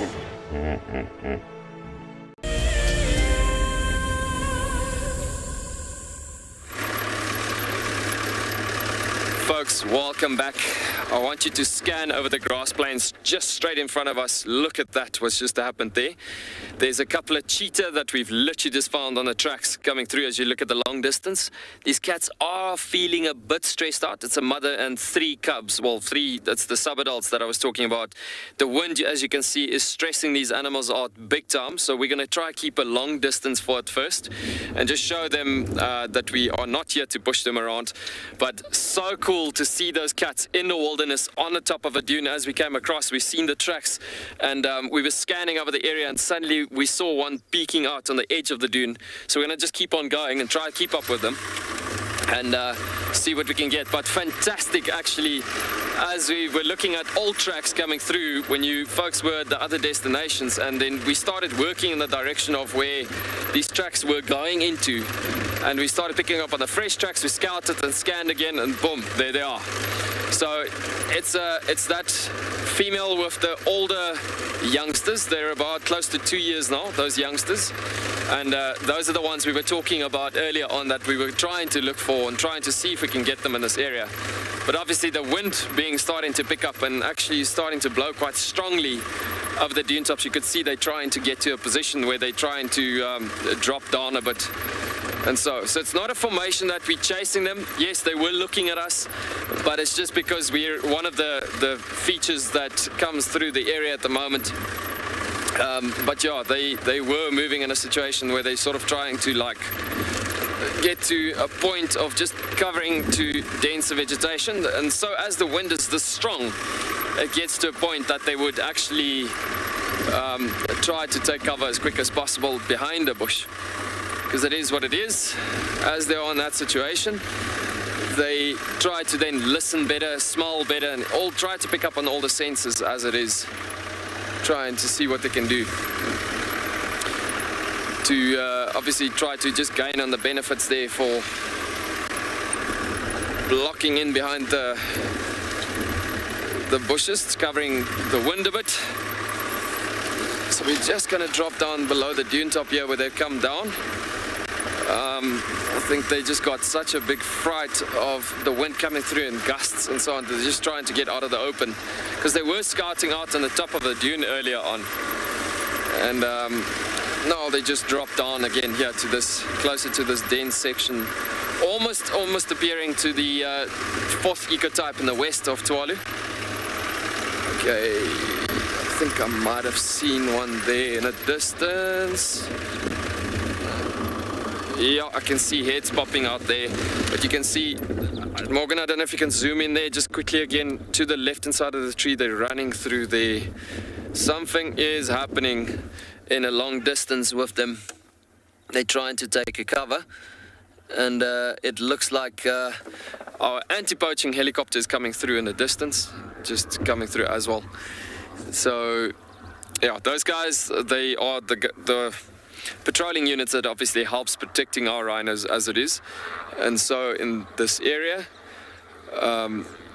reserves and places around us, possibly with the presence of animals like that we're just showing presence as well. This is just maintaining for security purposes. Those cheetahs might have gotten a fright for some air movement, so we're going to just continue going down the dune. But if we don't see them furthermore, just because the wind factor and everything plays a role, we're going to continue going further on, then rather just leave them in that situation.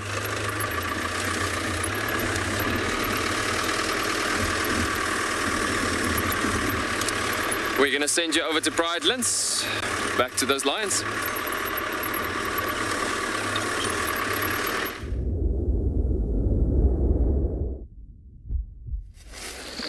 Welcome back, everybody, to Pridelands, where the sun is shining and the rain is falling slightly. It's just a little drizzle.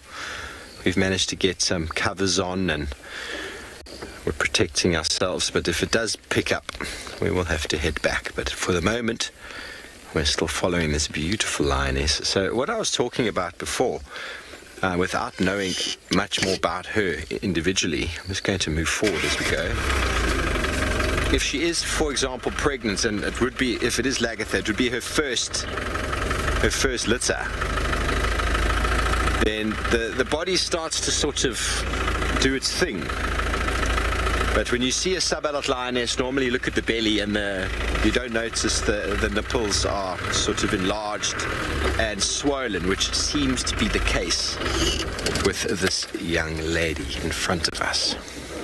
But we're going to follow her a little bit into the dawn and send you over to and beyond Pinder.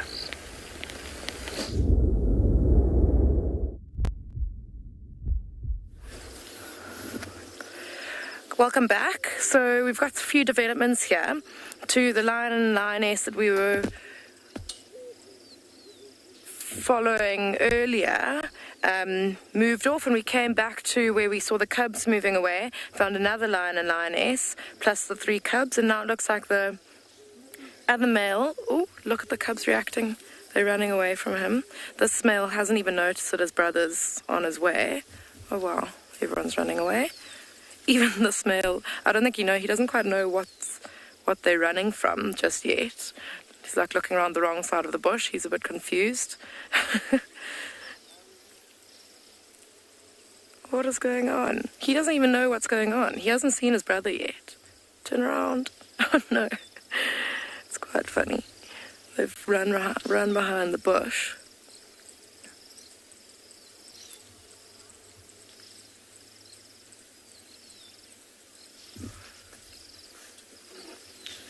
Okay, it's all a bit strange.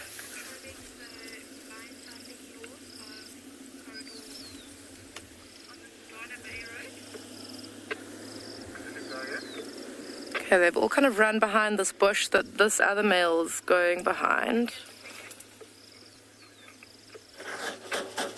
I do want to move forward, but I'm very worried that we're going to lose you.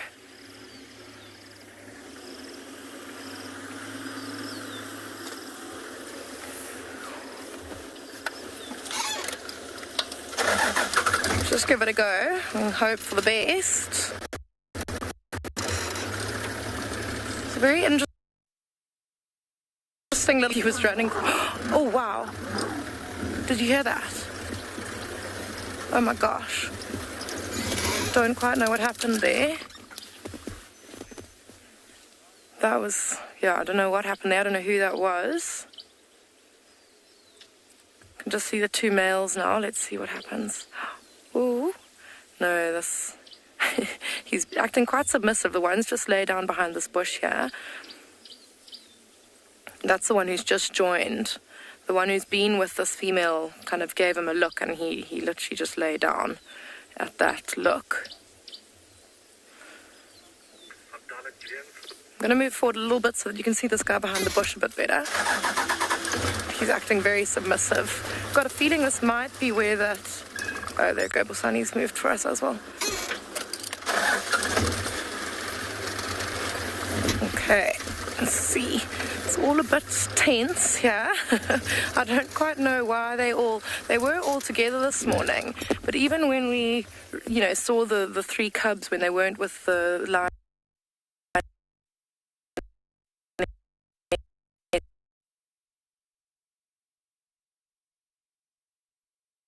I saw 3 cubs when they weren't with the lioness.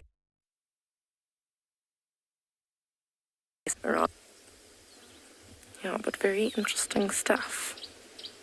The cubs are hiding behind that tree. And they're all family here. So, I mean, these 2 males are brothers. Obviously, the litter of 3 cubs.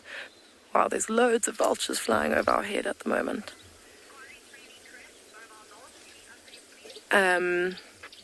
Yeah, and one of these male lions will be the father of those cubs.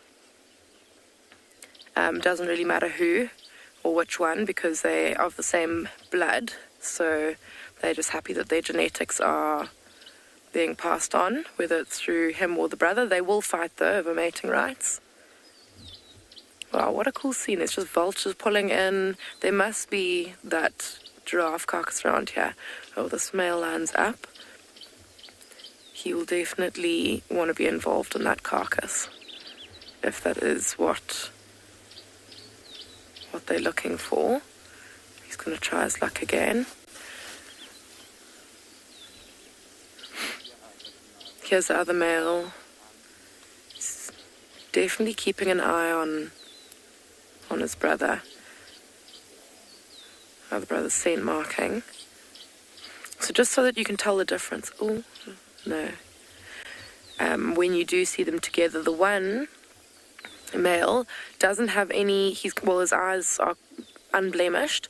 The other male's got, he's missing his one lower eyelid. It's quite obvious. You'll see his one eye, he almost looks like he has a black eye because he's missing that bright white stripe that they have on the lower lid. And that actually did happen during a fight between these two brothers. So you can tell them apart, and they...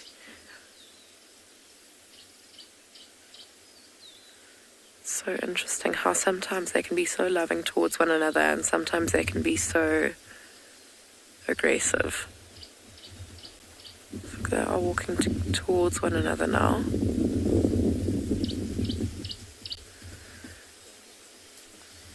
Okay, I think... Oh, there they are. They're coming out there. Okay, I think we're going to try and go around.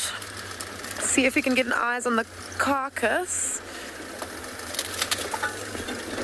and on what else is going there. Really hope that you can stay with us. We're going to move you over to Trish while we move around here.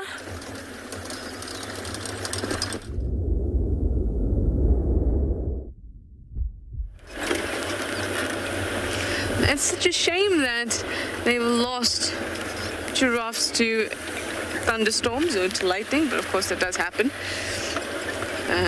But good luck, Kim, finding the carcass and being able to see what would come to it. When there's a carcass like that lying about, the types of creatures it attracts and everybody together as well is quite interesting. But here we have some rain coming down, so I'm going to make a U-turn. The rain can be so localized, it's unbelievable. Mpo and I got completely drenched when we were at Chitwa the other day. And if you were at Buffelshoek or something like that, you wouldn't have gotten drenched at all. My favorite little carnivore.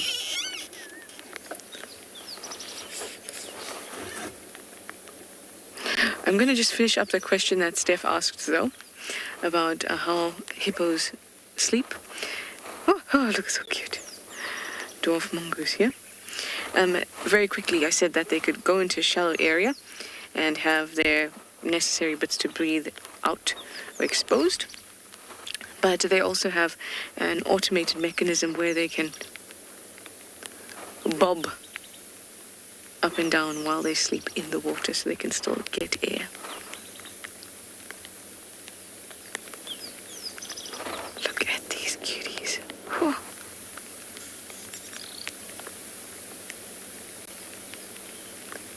I just find them so pocket-sized.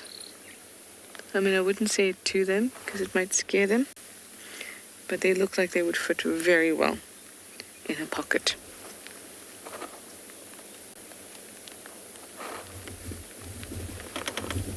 Oh, what have you found there?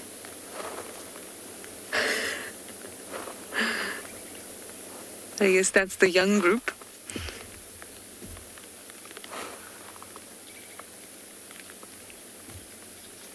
Yeah, you two, you're gonna grow up together and hang out together?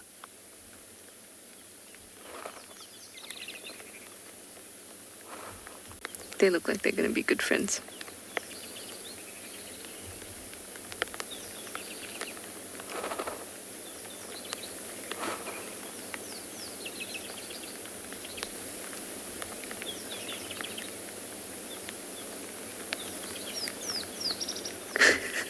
Look at that.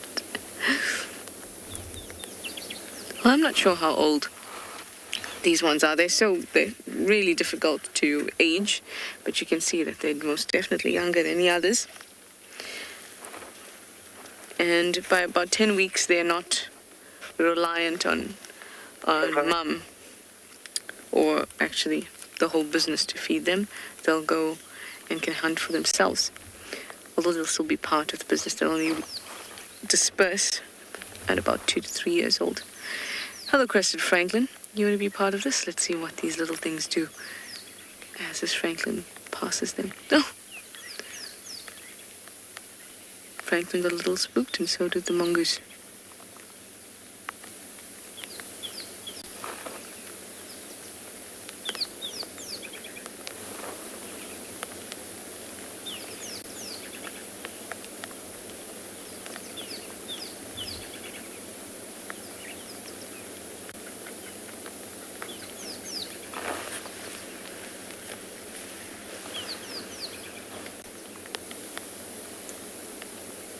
We've been seeing a lot of nice youngsters out.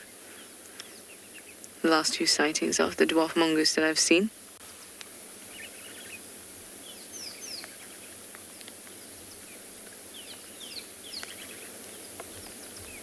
Awesome stuff.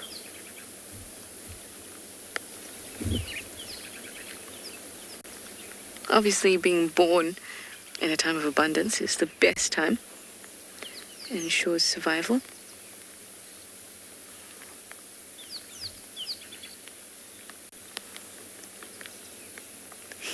Off they go, moving further and further away into the distance. Debbie, hi. You'd like to know what do they eat? They're carnivores, so their preference, well, basically they eat anything and everything that moves and they can get their hands and teeth onto. But it generally includes scorpions, small invertebrates, insects, worms, small snakes, frogs. If they can manage to get them to get hold of it, they will eat it.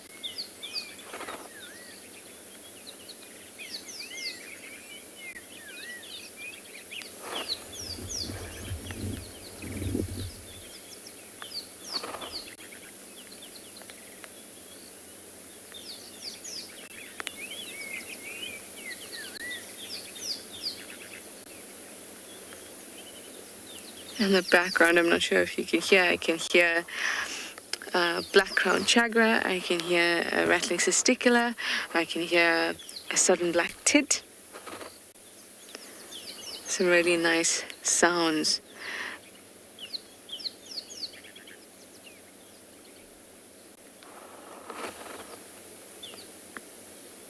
Oh. They're all the way at the end of the road now. So as soon as they take that turn, they'll be out of our view.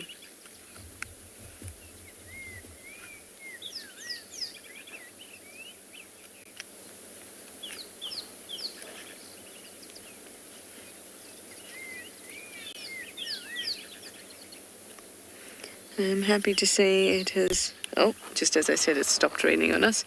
It started again. Last one there, right at the edge.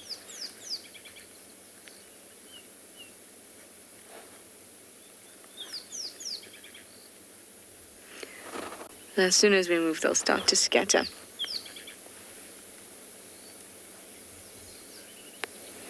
Bernie, you say they're so cute. I have to agree with you, Bernie. I agree with you 100 times.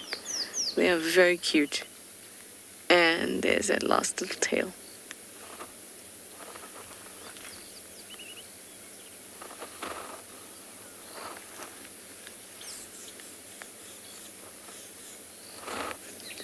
Lovely. Well, let's move and get an idea of whether I should be turning back or not just yet. Well, we'll go all the way to the northern boundary, and then I will decide, because it's not that bad.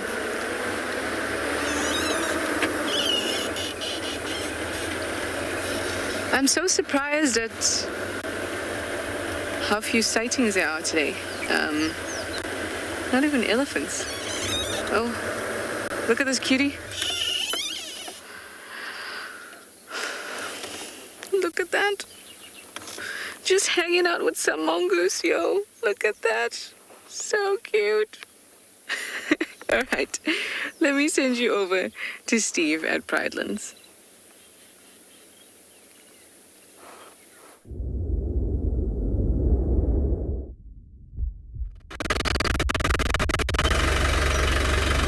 Well, just walking around past the H comp where we park our vehicle. She scared the life out of a little Franklin there. She had another investigation there of a termite mound. It was a very quick one. This is where we had Isilweni the other day. There's a little pan just off of here, and we were following up on monkeys here yesterday morning without any success. Sorry about the fence and about the noise of my vehicle. I'm going to stop now on the second and allow her to walk. And we'll just watch her with her wonderful lioness swagger.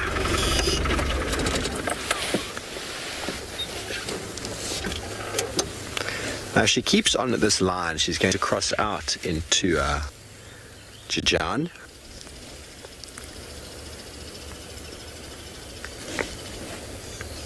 She walked straight past that herd of impala we spent some time with. They all just lost their minds for a moment, and she stood there not quite sure what to do. Let's carry on a bit forward. Not quite sure what to do, and then impalas just ran all over the place. And then because she just walked forward, they sort of stop and they look at her and snort and just look and don't run away, which is always quite funny. Okay, well, we seem to be dipping again, so let's send you back over to Trishala and Juma.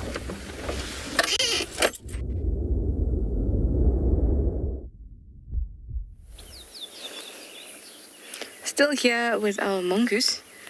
We've moved just a little bit, but now there's some squirrels in the mix. And they've all suddenly vanished. Oh, there you go. I love waiting for them. When I know that they're around and just sit and wait, and then you get these little heads pop out.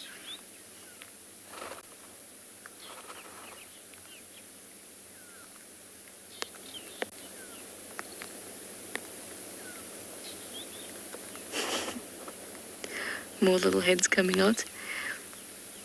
I really want to watch them interact with the squirrels. So you know that squirrel that's been hanging around camp that we have become really friendly with, or it's become really friendly with us? Well, I haven't seen him for a while now, but he was becoming a lot wilder, so it doesn't surprise me that he just went off and felt his true nature. And one of the reasons I am not concerned about the fact that we haven't seen him in like a week or 5 days is because he has been interacting with other squirrels and also mongoose. So one time he was sitting on my shoulder as I was walking up to the old FC, and the dwarf mongoose were around the gate and just playing around as they do like this and foraging. And he leapt off of my shoulder onto the ground and went to go play with them. So it's really nice to see how they're interacting with the squirrels and the mongoose interacting together like that.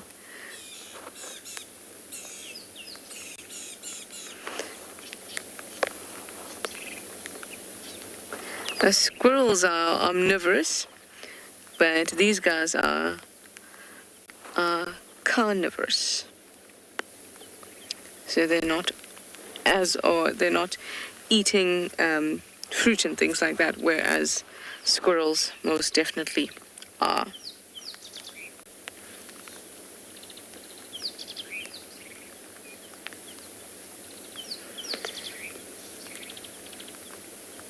Aaron, was it Aaron? You wanted to know if they're related to ferrets? Not really. So they're in the family called Herpestidae, and that includes other types of mongoose as well as meerkats. Even though they may share certain features with ferrets, they're not in the same family as ferrets. So the family that ferrets are in are mastelids.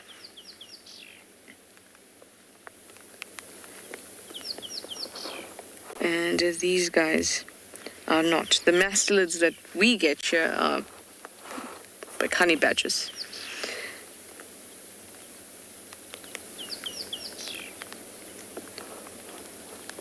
So that's what your ferret is more closely related to.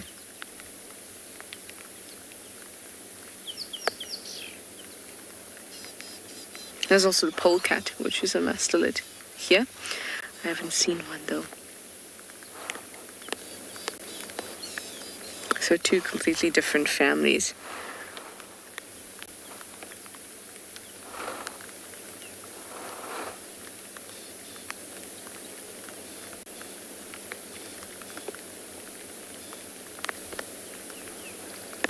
You can definitely see why you would think that they are related to a ferret though, because they do look quite similar.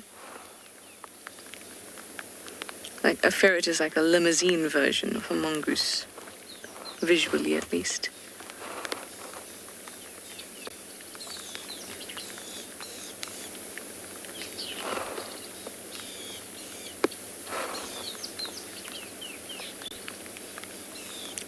Actually, I think otters are also mustelids, and the clawless otter we get around here is also one.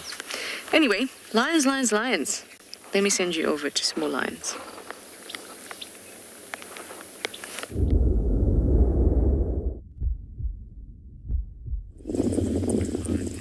Okay, welcome back. Everything's settled down, but might pick up again in a moment. Everyone lay down and now, as you can see, they're all up again. And that male with the scarred eye is not letting that female out of his sight. You see the one that doesn't have the scarred eye is, not quite sure whether to follow or not, because he has been reprimanded already.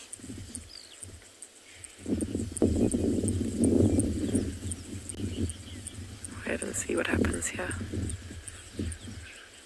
Little vocalizations between the mother and the cubs.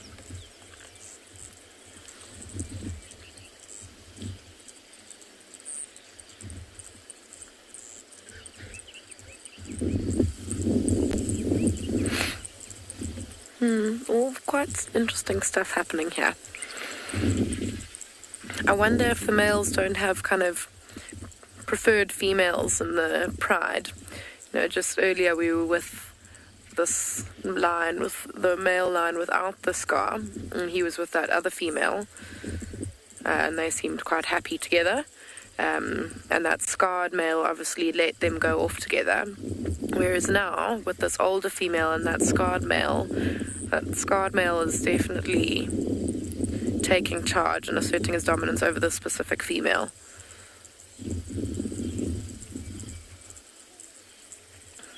Don't know if it's a case of having a preferred female or if it's just a case of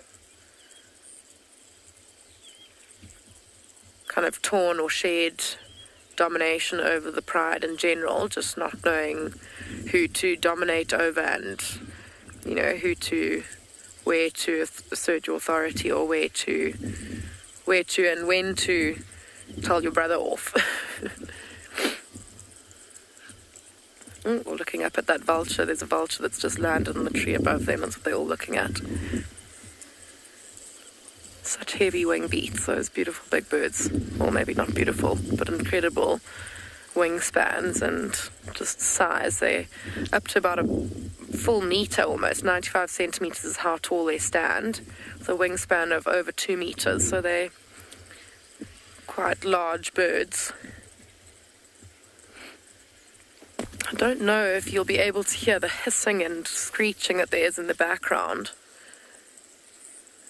The carcass is a little way off. We can't quite get there. It's a little bit far off the road, and it's a very, very rocky area, so we won't be able to get too close to where it is. But you can, I think. Oh no, don't think you can hear, but maybe you can actually see them all sitting up in the tree there now. The giraffe is just below that, and they are making quite a racket. And there's so many of them that they keep being scared off by one another.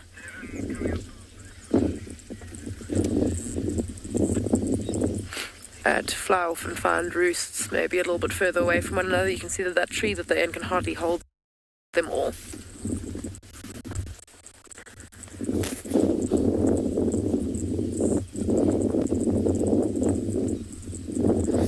So I think this one back here has got the right idea. The cubs keep kind of looking up at him above where they are. Maybe the vulture feels like he might have the right idea. He maybe thinks that the lions have a few scraps here that he might get first dibs on if the lions move off. There's the male lion looking up again. Lions will definitely chase vultures away from a carcass. But interestingly, and I was told this the other day, and I don't know how true it is, but now, this morning, spending time with these lions, amongst these two giraffe carcasses that I've spoken about are quite nearby to one another. And the lions, on a couple of occasions this morning, have just walked straight past these carcasses. They seem completely uninterested, and I was told the other day that predators won't feed on a carcass that's been struck by lightning, and I can't think of a reason why that would be. I kind of had a thought that maybe it was to do with the meat being slightly fried or cooked from being struck, but then again, I'm pretty sure that if you cooked a steak and threw it into a lion pen, they would happily eat it. Or maybe I'm wrong. I've never done that before. I've never tried to feed a lion a steak, but yeah, it just seems a very, very interesting phenomenon that they would ignore a very easy meal. And the carcass is very nearby.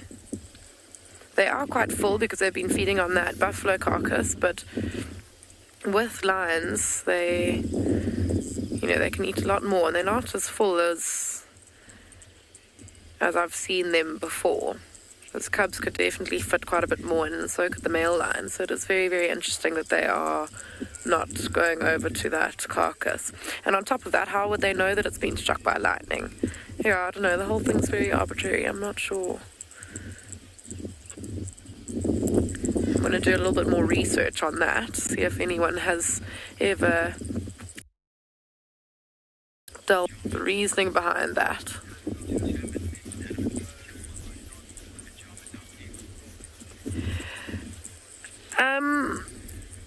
It's an interesting question. So, with lightning, and like I mentioned, how the meat may actually be a little bit cooked, you would know that it's been struck by lightning just because of there'd be lots of singed hair, so the skin will have burst in some places. It's a very unusual looking carcass. It doesn't look like it's been killed by a predator. There wouldn't be any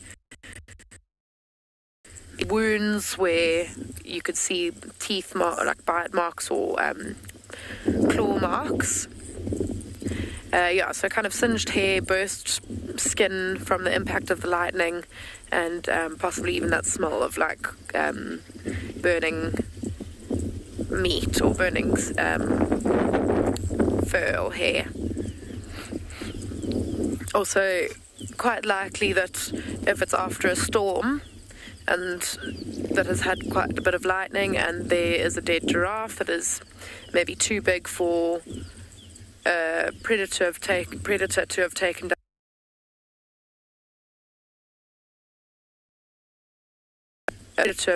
Predator to have taken down.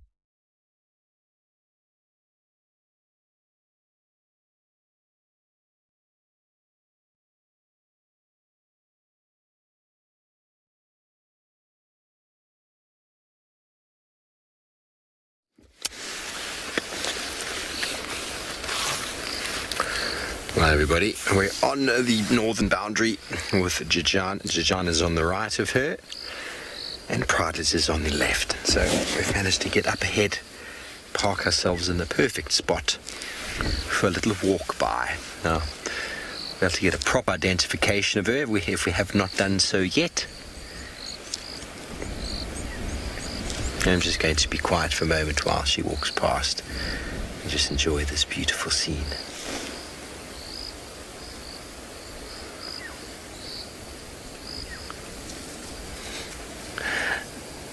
That is our vehicle.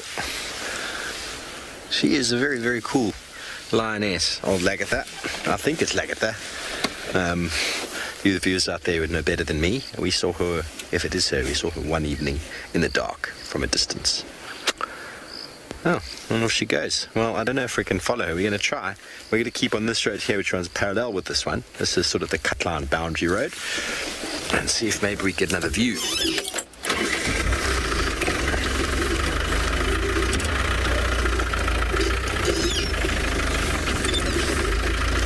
Nothing quite like a lioness walking right past you with no door.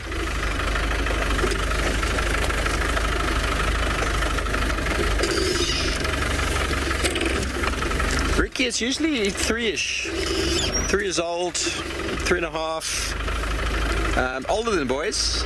Well, breeding right, should I say. Boys generally don't breed before they're 4, if they're lucky. But females would come into estrus probably as early as 3, maybe 3.5. And then it's a 90 odd day gestation. 90 to 100 days.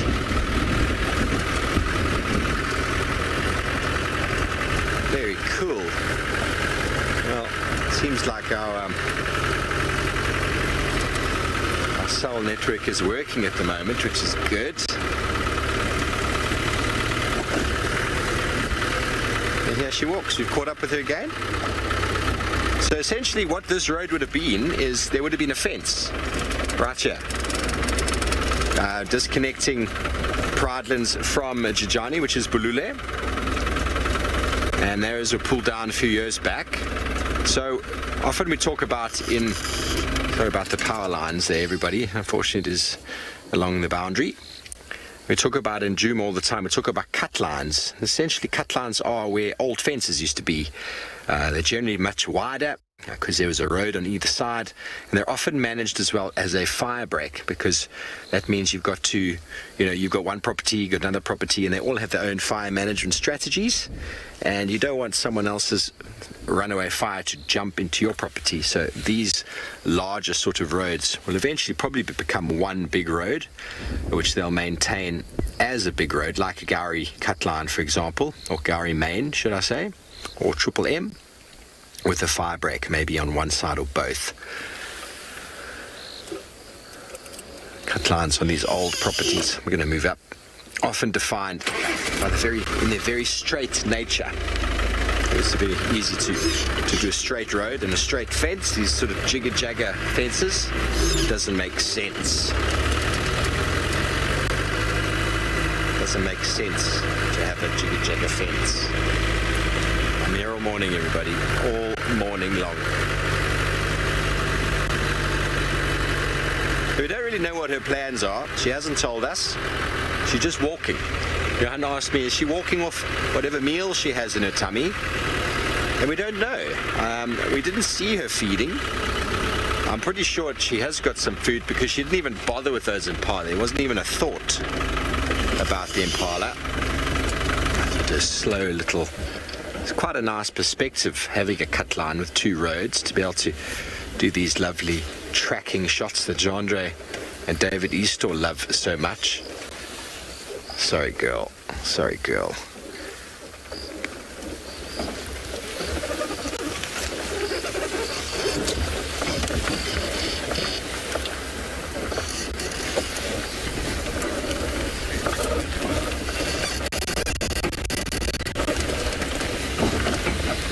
Karen, she is beautiful, isn't she? She's got very pale eyes. Very pale eyes. She's definitely a very pretty lioness. The lioness the other day on Boston, which is sort of in the direction she's heading. And the lioness we saw that was heavily lactating, she was much older than this lioness.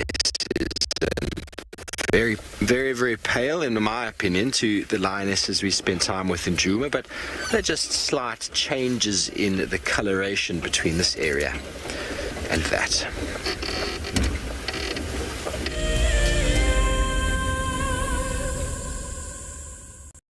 February is the month of love, and nature is no exception.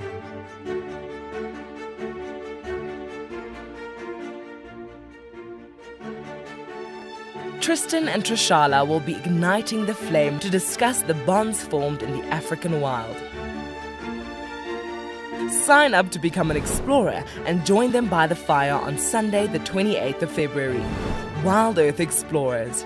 It's in your nature. Converging game path will invariably lead you to a water source, but treat all water as suspect. One of my favorite ways of purifying water is to filter out the particulates. And by just filtering it through your sock, you can clear out most of those. You can put water into a snail shell and you can boil it over a fire or using a chemical like chlorine or colloidal silver.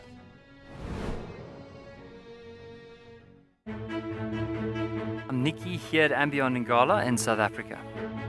I love getting questions from viewers about all the small things within the environment and how it all is integrated with one another. If you want to ask me any questions, please simply register with the Wild Earth website, head across to the Live Safari page and then post your questions there. I'm looking forward to chatting to you on my next Wild Earth drive.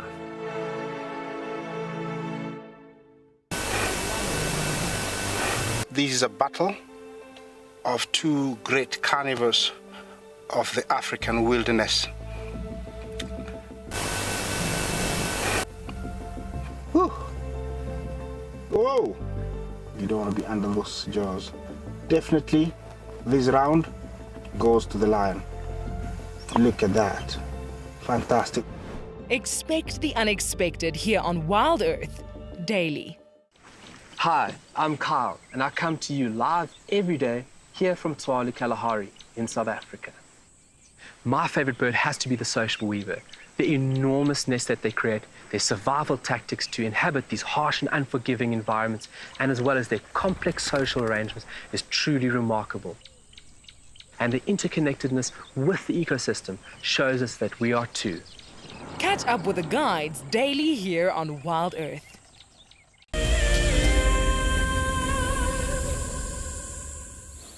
Seems like it's a lions and mongoose drive today. A completely different area now. And we found these guys that are slowly emerging from a little termite mound that they've been using for the night. They'll move around using several different termite mounds in their territory. And they have small territories, only about 1 kilometer squared.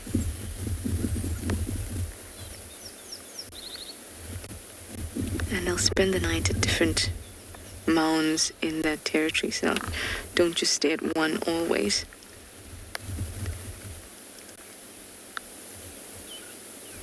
They're quite close to us, which is very, very interesting, and also allows us to see and hear them a little bit better. So I'm going to be quiet for just a few seconds so you can listen to them as they squeak.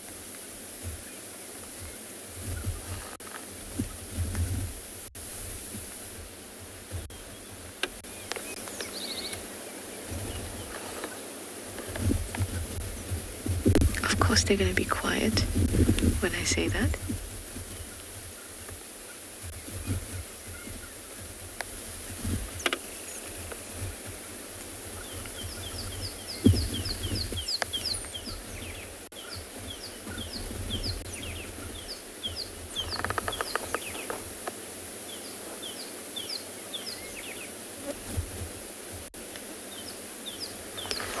Fewer youngsters in this group than they were in the last one.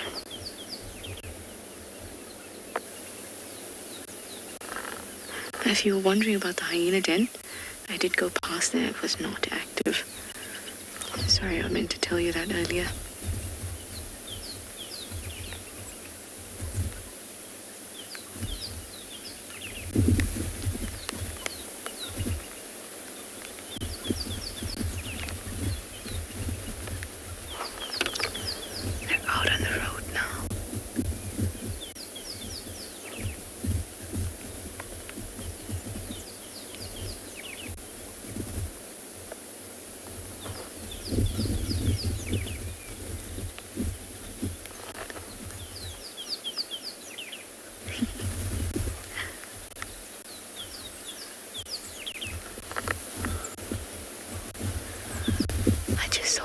tumble over. So cute. Hi, BK. I'd like to know if mongooses get as big as otters. No, certainly not. These guys are quite small. There's a dwarf mongoose. They're only about 250 to 300 grams. Very, very tiny. And their bodies are only about 20 centimeters or so. With the tail, maybe 30 to 40 centimeters. So they're little guys.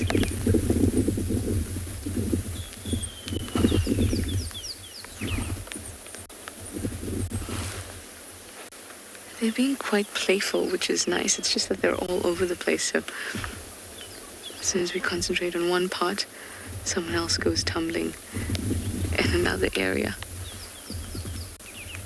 I saw two cascading down this, down the mountain just now. Oh, there's quite a little one.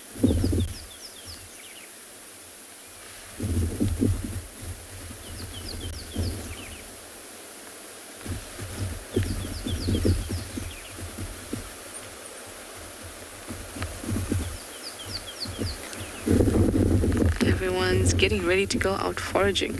This group obviously woke up a little later than our last business of mongoose that we saw. I love watching them. They're also so aware of us.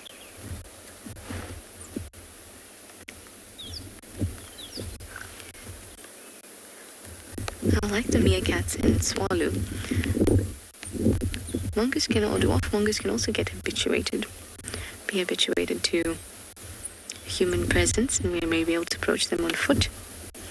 But it takes a lot of time and dedication, just like the meerkats at Tswalu. It took a lot of time and dedication from many different people to create that bond and trust with the meerkats. So one of the things I'd love to do, if I've got lots of time and I'm out here, is to sit with the business of mongoose and see if in any way we can habituate a small group to give us some great sightings. Anyway, we were just talking about Tswalu, so how about I send you over?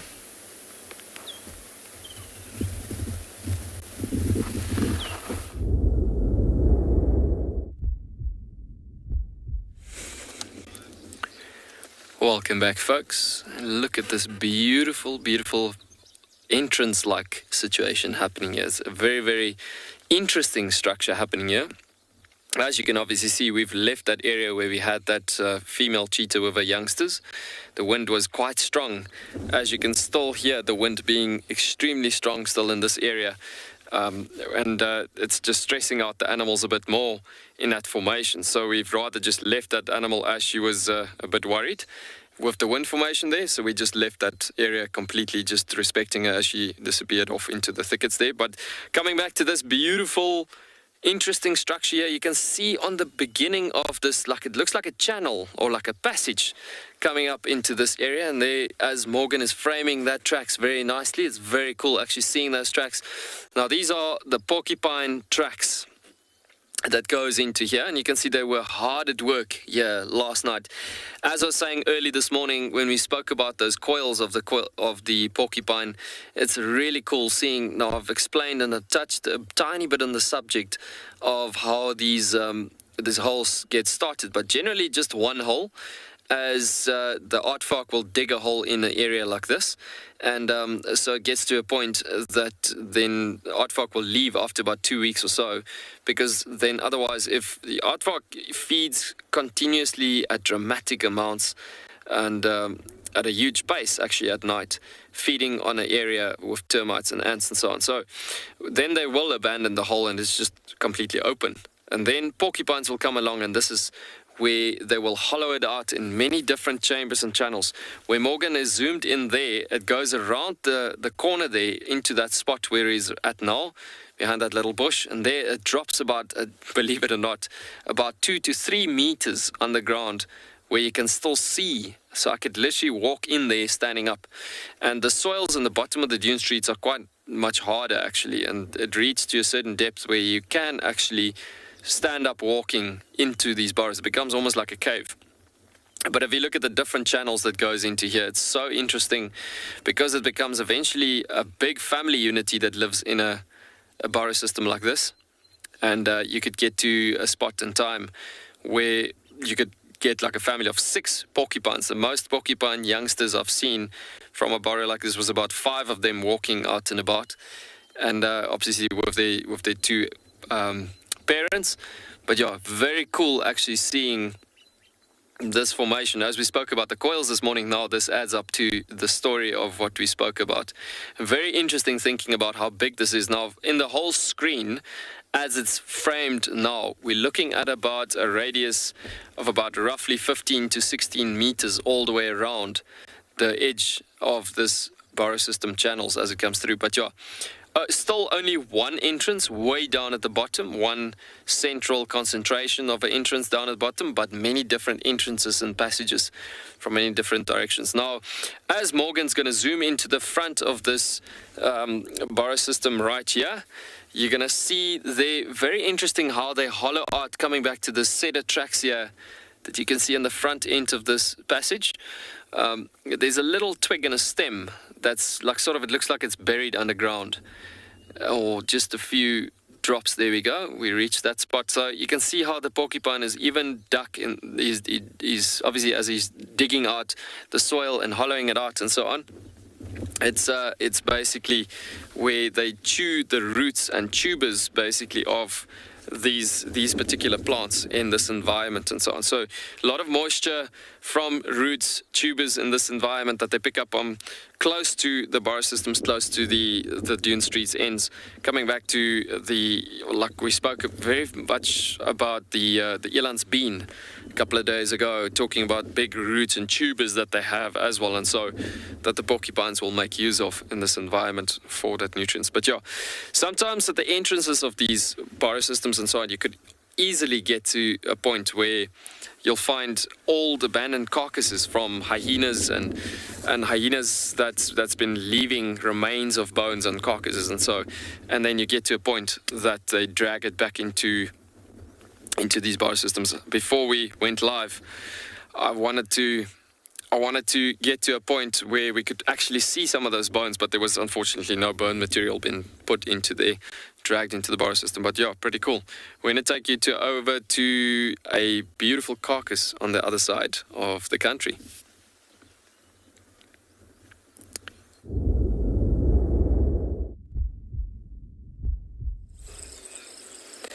Welcome back. Sorry for this rather morbid sight. But we just thought that we'd come back and check the buffalo carcass that the lions left. Reason being that last night there was a male leopard seen hanging around the area while the lions were still here. So I was thinking, now that the lions have moved off, it's possible that that leopard might have decided to move in now that the danger is gone. But this buffalo is in a very tough position, right inside some water. And we drove around the other side of it, and you can actually see like quite a lot of it has been eaten. But I did also just want to correct myself. Luckily, when we were there with the lions and I was talking about giraffe and animals being struck by lightning, our habitat manager, Charlie, was behind me. So I just questioned her about whether or not she'd ever seen animal or predators feeding on a carcass that had been struck by lightning, and she says that she has. So that is not true. So I just wanted to correct myself there. So it seems that predators will feed on a carcass that has been struck by lightning. She just thinks that maybe those giraffe carcasses are a bit too rancid for the lions, they're a little bit too rotten. So interestingly, lions, well, they do eat extremely rotten meat, but some meat can be too rotten for lions, apparently. I'm quite interested by that because I've seen lions feed on horrifically rotten stuff, like where the maggots are just falling out. So, yeah, I've learned something new. And apparently leopards will feed on the most rotten meat. Then it's hyenas, then lions, and then cheetah. Cheetah wants to feed on the freshest the freshest of carcasses, just because they are most vulnerable to other predators and they don't want the smell of their carcass that they're feeding on to attract other predators that might be a danger or a threat to them. There's a yellow-billed kite hovering overhead, so that is what might start to come in now, if not leopards, but maybe other scavengers like the yellow-billed kite, like some vultures as well. But like I said, it's in quite a difficult position. This yellow-billed kite might do well to get some tidbits from here. Just by himself, he may be able to stand on the actual body of the carcass, but yeah, a group of vultures might be quite tough for them to get involved here. Right, I think that we've spent enough time with this very inactive sighting. We're going to send you over to Trish.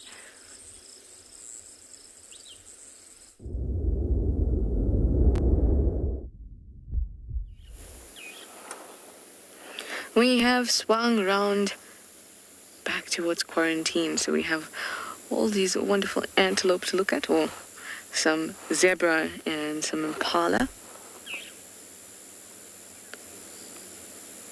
Rather ungulates, shall we say, since they group together in that way.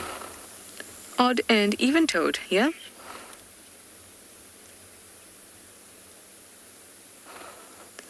It's the same small herd of zebra we saw earlier, and we have this wonderful herd of impala that have moved through. Really nice big herd as well. The weather is sure to make the herd stick together.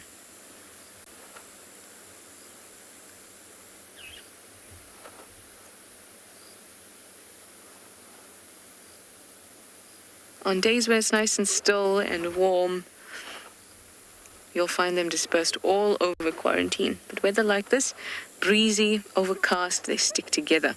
And sometimes you may see different antelopes sticking together as well. Kudus, nyalas, impalas, wildebeest, all together. And now you can see we've even got some zebra in the mix.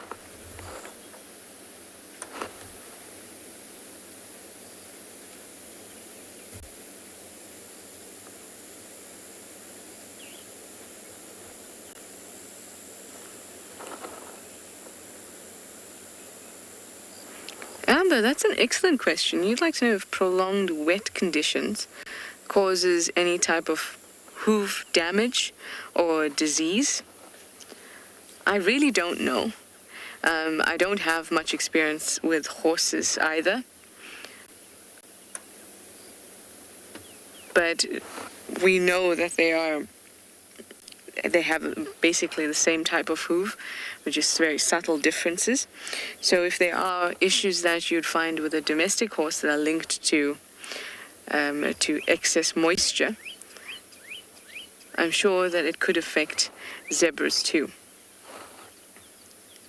Maybe to a lesser extent, because being out in the bush and wild, too many problems with hooves could result in death, and then those individuals with genes for certain parts of the hoof that are more susceptible would die off. So I assume that they're a little bit more robust, the hooves, than our domestic equine friends, but still susceptible to certain things that horses are susceptible to, because the structure of their hoof is so similar.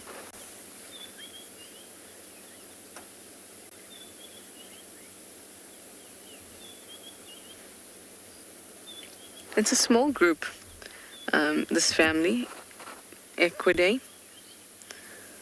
It just includes zebras, horses, and donkeys or asses. That's it. Small group and all very similar. Except that zebras were never managed to be domesticated.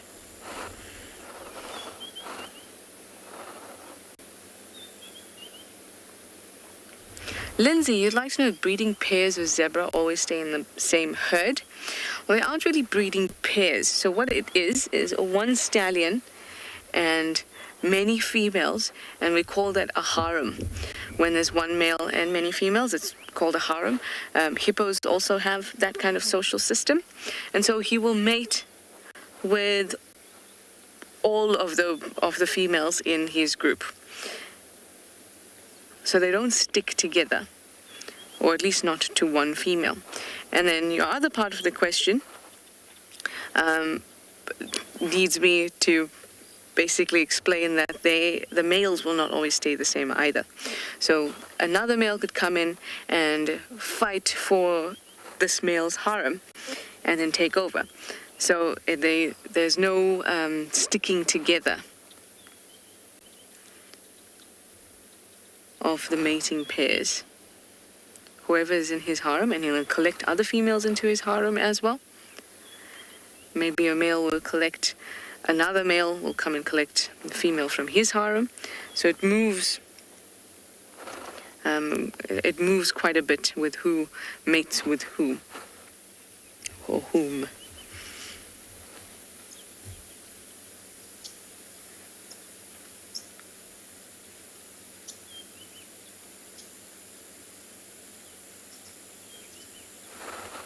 Both the mountain zebra and these plains zebras have that kind of system with the stallions, or one stallion, multiple mares, and the foals.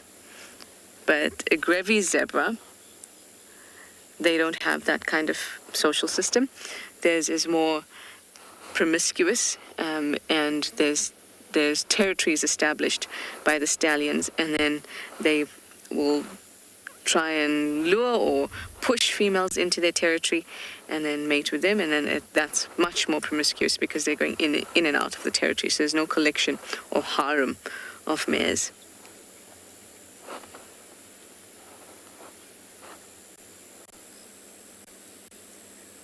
I always find zebras so striking in the bush.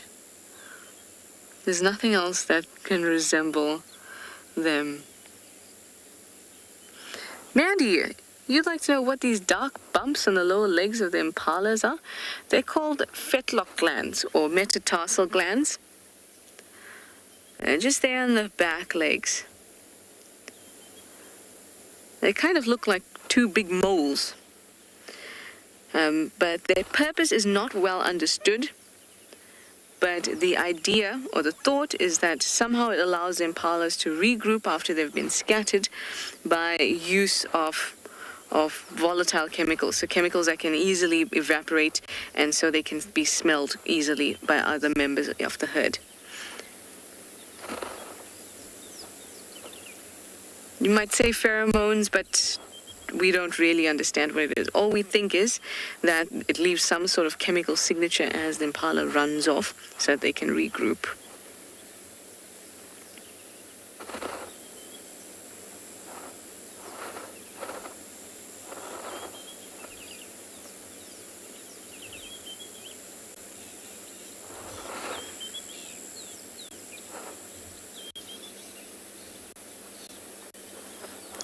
The green of the bush makes everything just look that much better. Oh, we have to the party joining some kudu. All the way to our left. Watching herbivores is a very peaceful experience. You just sit and enjoy. What would make this even better? Although I shouldn't be greedy. Would be some elephants.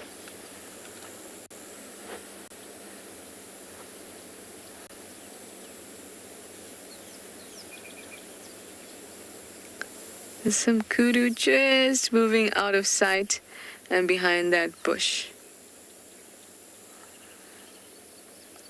Luna, that is a good question. You'd like to know if zebras and impalas benefit from being with each other or feeding together, being together.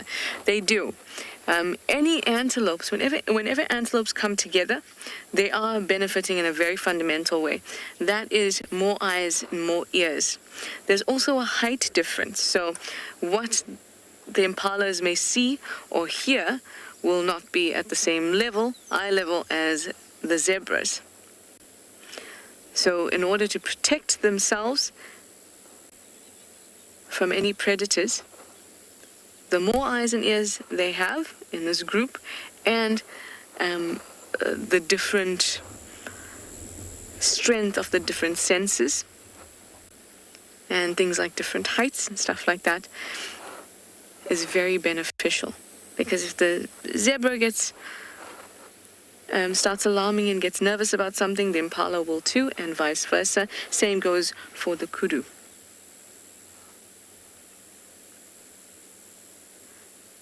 But they don't benefit from each other in the feeding sense. It's not as if the impala are cropping the grass and then make it easier for the zebra or anything like that. That relationship exists between zebras and wildebeest.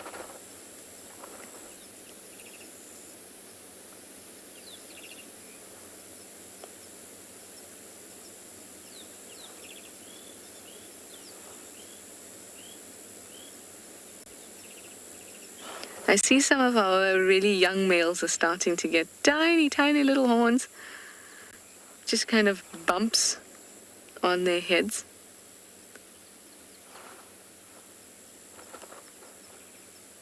I saw one just now. If I see him again, I will point him out.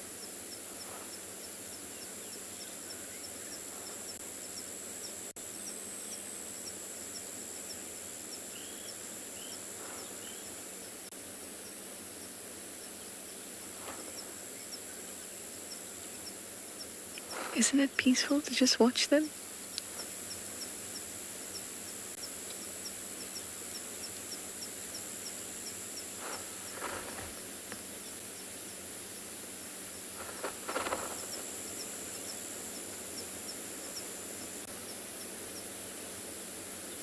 You can hear a soft plucking of the grasses as they move through.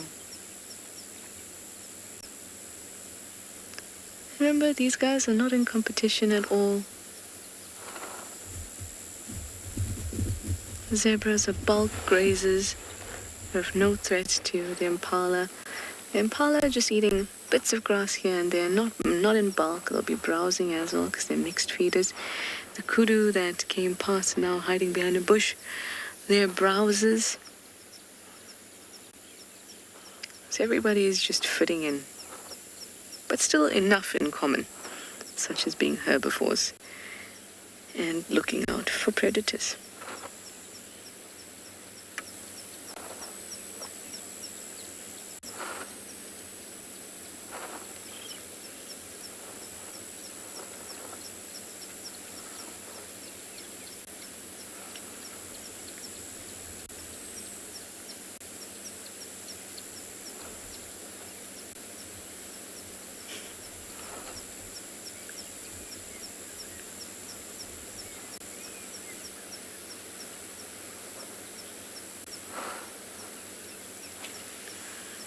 This little one in front of us here keeps picking its head up and looking at us. Oh, I'm poor sorry to drag you across, but I've just seen the youngster with the small horns. It's just walking onto the road now. There we go. Oh, pick your head up. Look at those tiny things.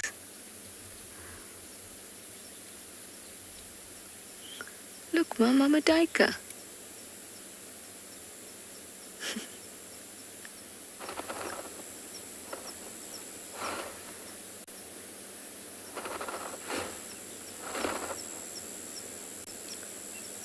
So peaceful. Lovely. Well, I'm going to send you over to Tswalu. And we're going to stick around here hoping for some elephants.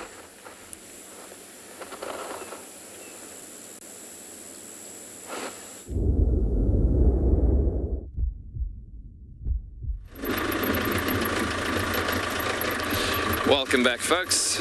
So we have literally come across these dunes. We've bypassed quite a bit of animals that was hiding in the bush, and quite a bit in amongst dense vegetation. We've seen quite a lot of oryx and eland and lots of different antelope, but as you can see, yes, there's loads and loads of animals just hiding this morning, trying to well, not really hiding, but trying to tuck themselves in behind bushes and so, and if they're out in the open, they just move off and run.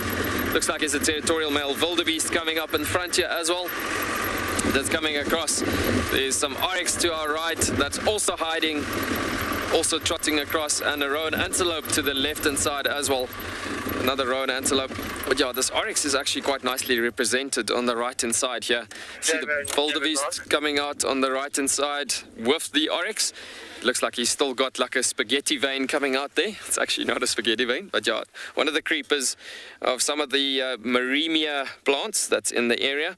And wildebeest, like the oryx, is actually quite strong selective grazers, eating on geospecific sweetgrass species, but there's such a huge nutritional value in some of these creepers that they continue eating on as well. So yes, they can adjust a bit from being selective grazer to eating, just looking for that nice nutritional value, nice territorial bull.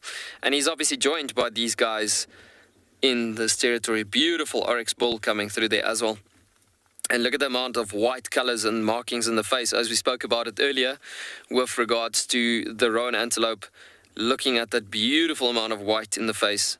And this is why this antelope is definitely one of the most predominant antelope in the Kalahari. That antelope in the Kalahari is the Kalahari image together. But so gorgeous seeing that coming together and so on. But yeah, that roan antelope that we were talking about, yes, he's just moved off, just ran off across towards the edge of the dune street, towards the bushes on the side again.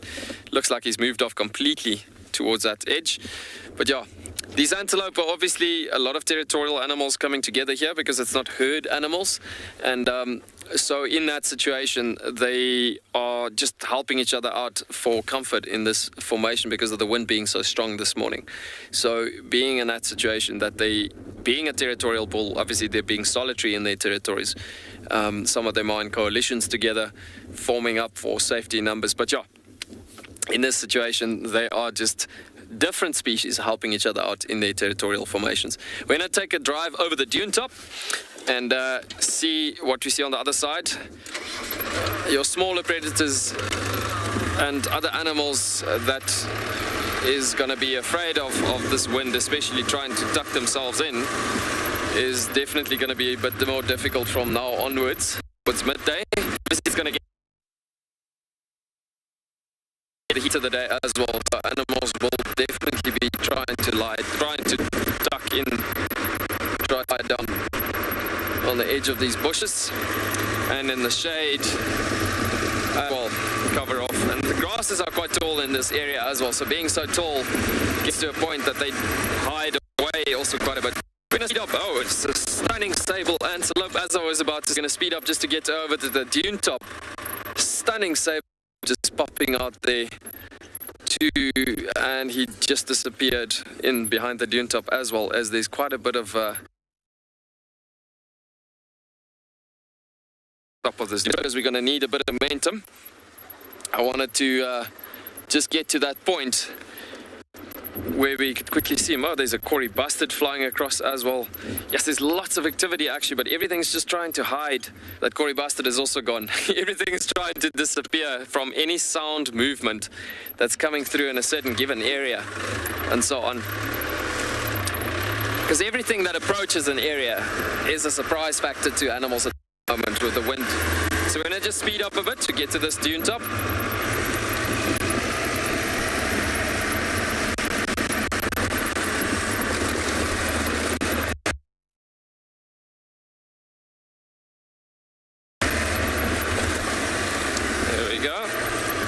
And look at that gorgeous view.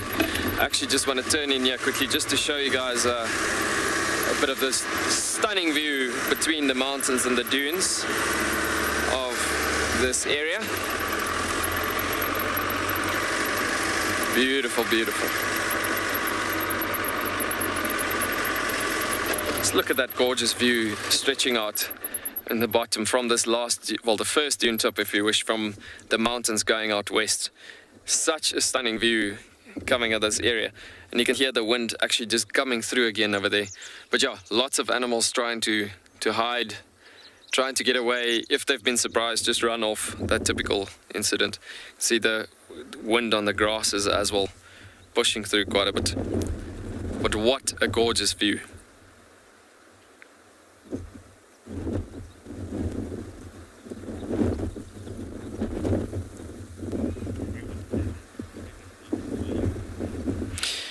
I agree with everybody. It is a stunning time in Tswalu looking at this this gorgeous, gorgeous, fantastic view coming out and about. It's nice to come over back from the dunes and you look across to this landscape with the Koranenberg Mountains in the backdrop of the first dune top as you go out west from the mountains.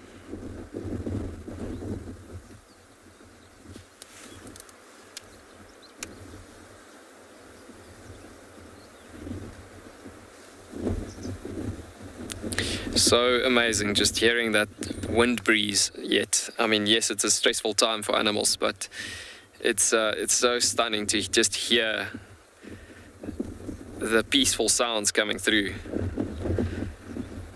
for us as humans, if I can put it that way. But yeah, just looking at that and you get the feeling of peace and calmness and grace happening with that view.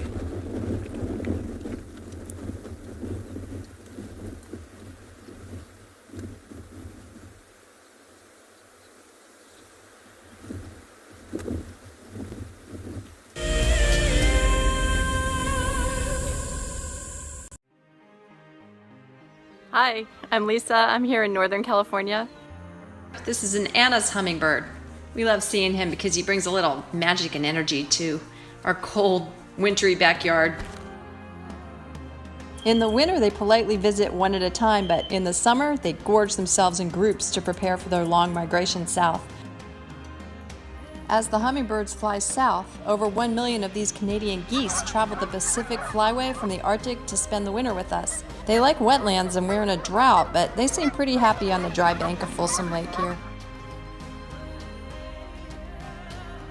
This has been a tough year everywhere, but one good thing was we found Wild Earth, who encouraged us to relieve our stress through nature. There's a saying that a distraction is momentary, an escape helps you heal.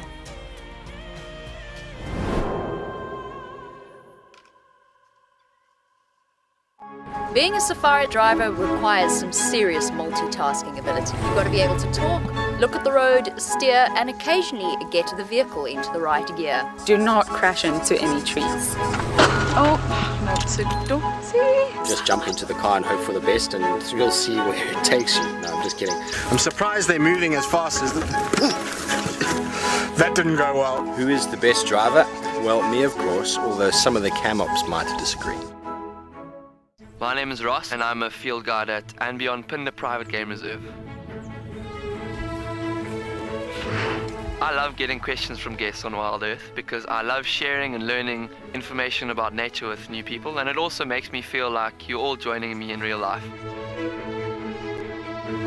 If you want to ask a question on Wild Earth, then you need to register on our website. Once registered, go to our live safari page and submit your question below our live feed.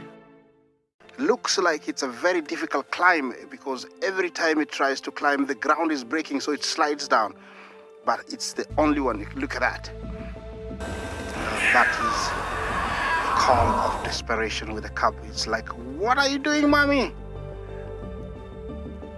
Oops. Oof. Expect the unexpected here on Wild Earth daily.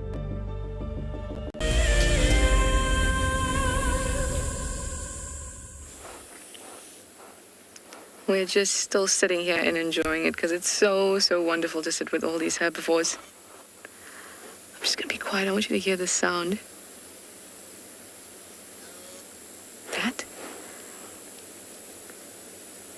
That is the sound of an impala ewe when they call their youngsters.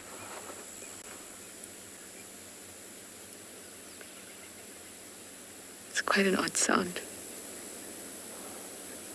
And I'd like to bring your attention to the tail of this zebra closest to us, who's obviously missing the tuft. It's waving around violently. Looks like it's left a bit of a patch on the side of the animal there, from there not being a soft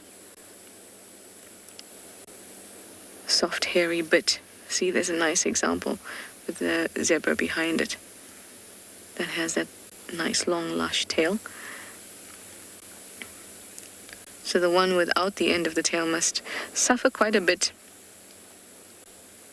with flies and other pests, because it's much more difficult to get rid of them with a stubby tail like that.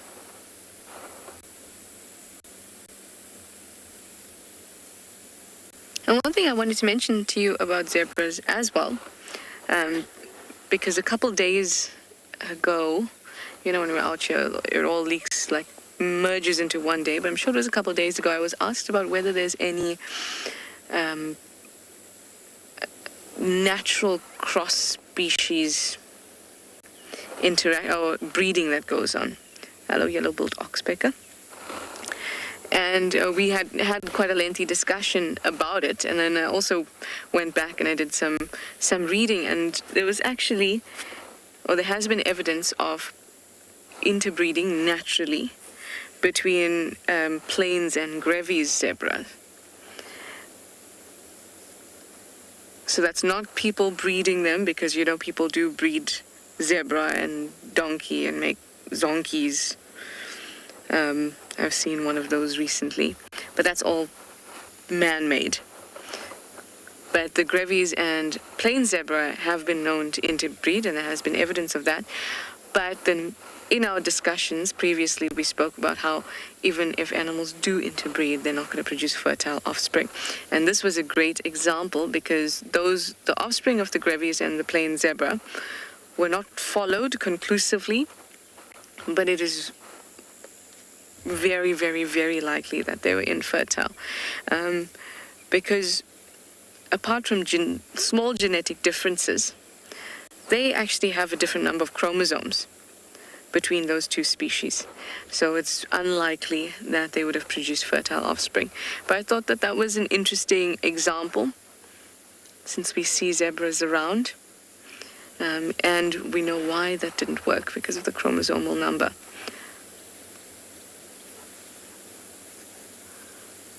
So between very similar species, it might happen. But even between similar species, there are a lot of things genetically that can be different.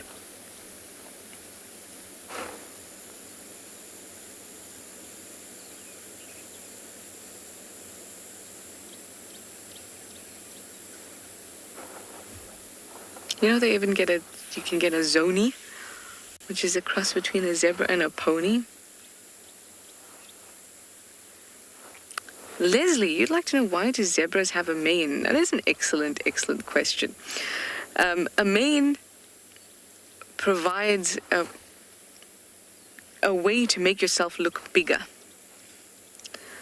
especially one that's on the crest, like that, going down the back. Provides a way to make yourself look bigger. And with zebras, it can actually indicate the health of a zebra.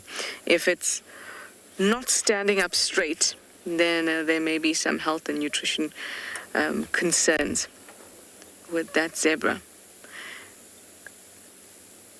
Apart from that, if you watch them and they have flies or pests around their faces, when they swing their heads, the hairs of that mane, like that, just like that, kind of act a little bit like a tail.